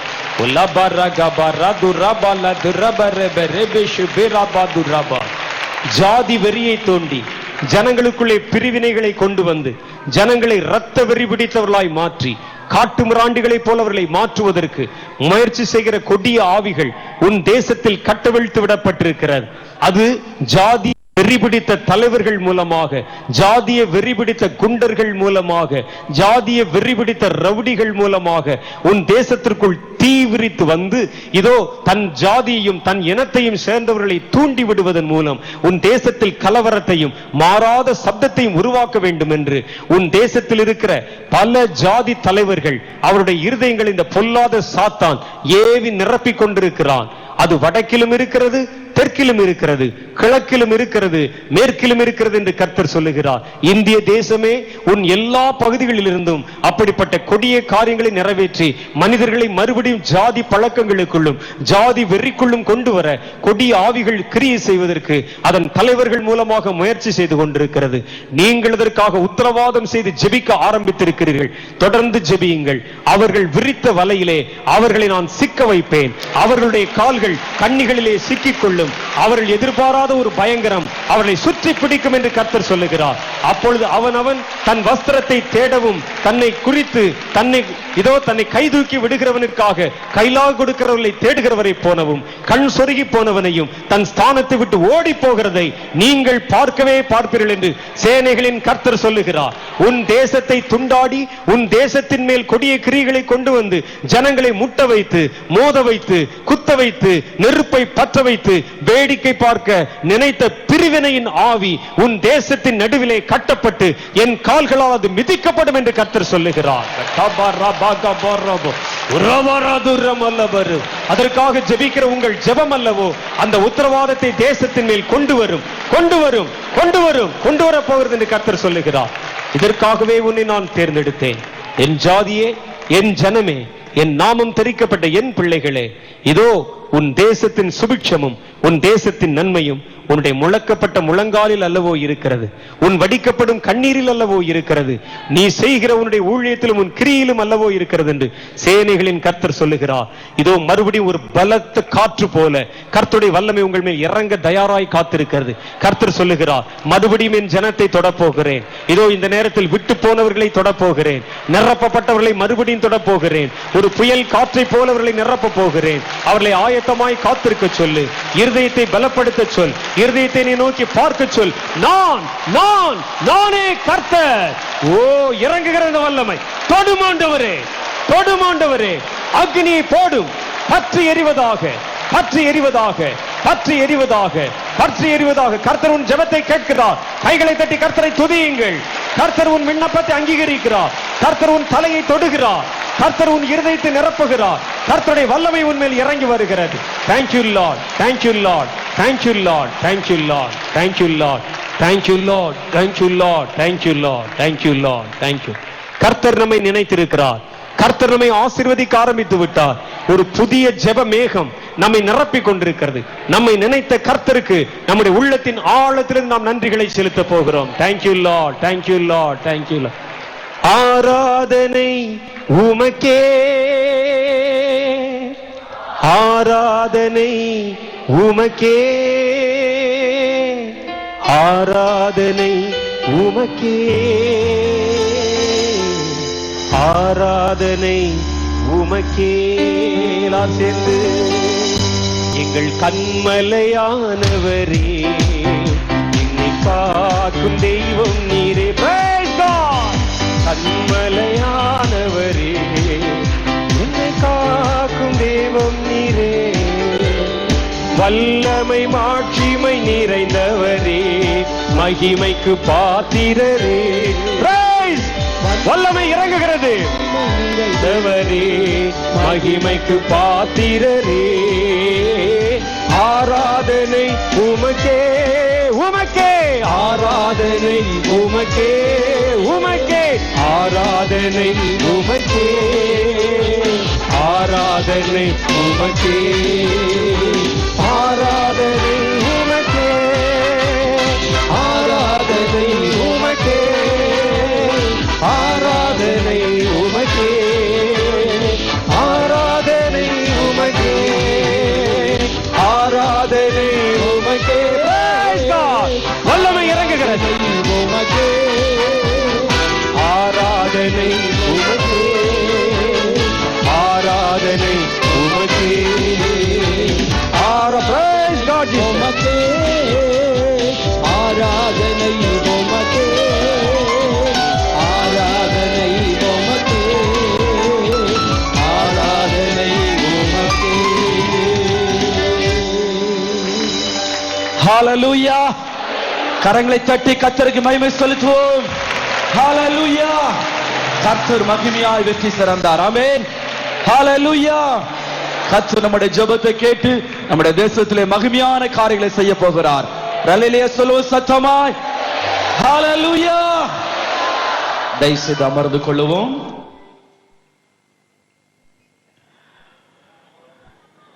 தயவுசெய்து உங்களுடைய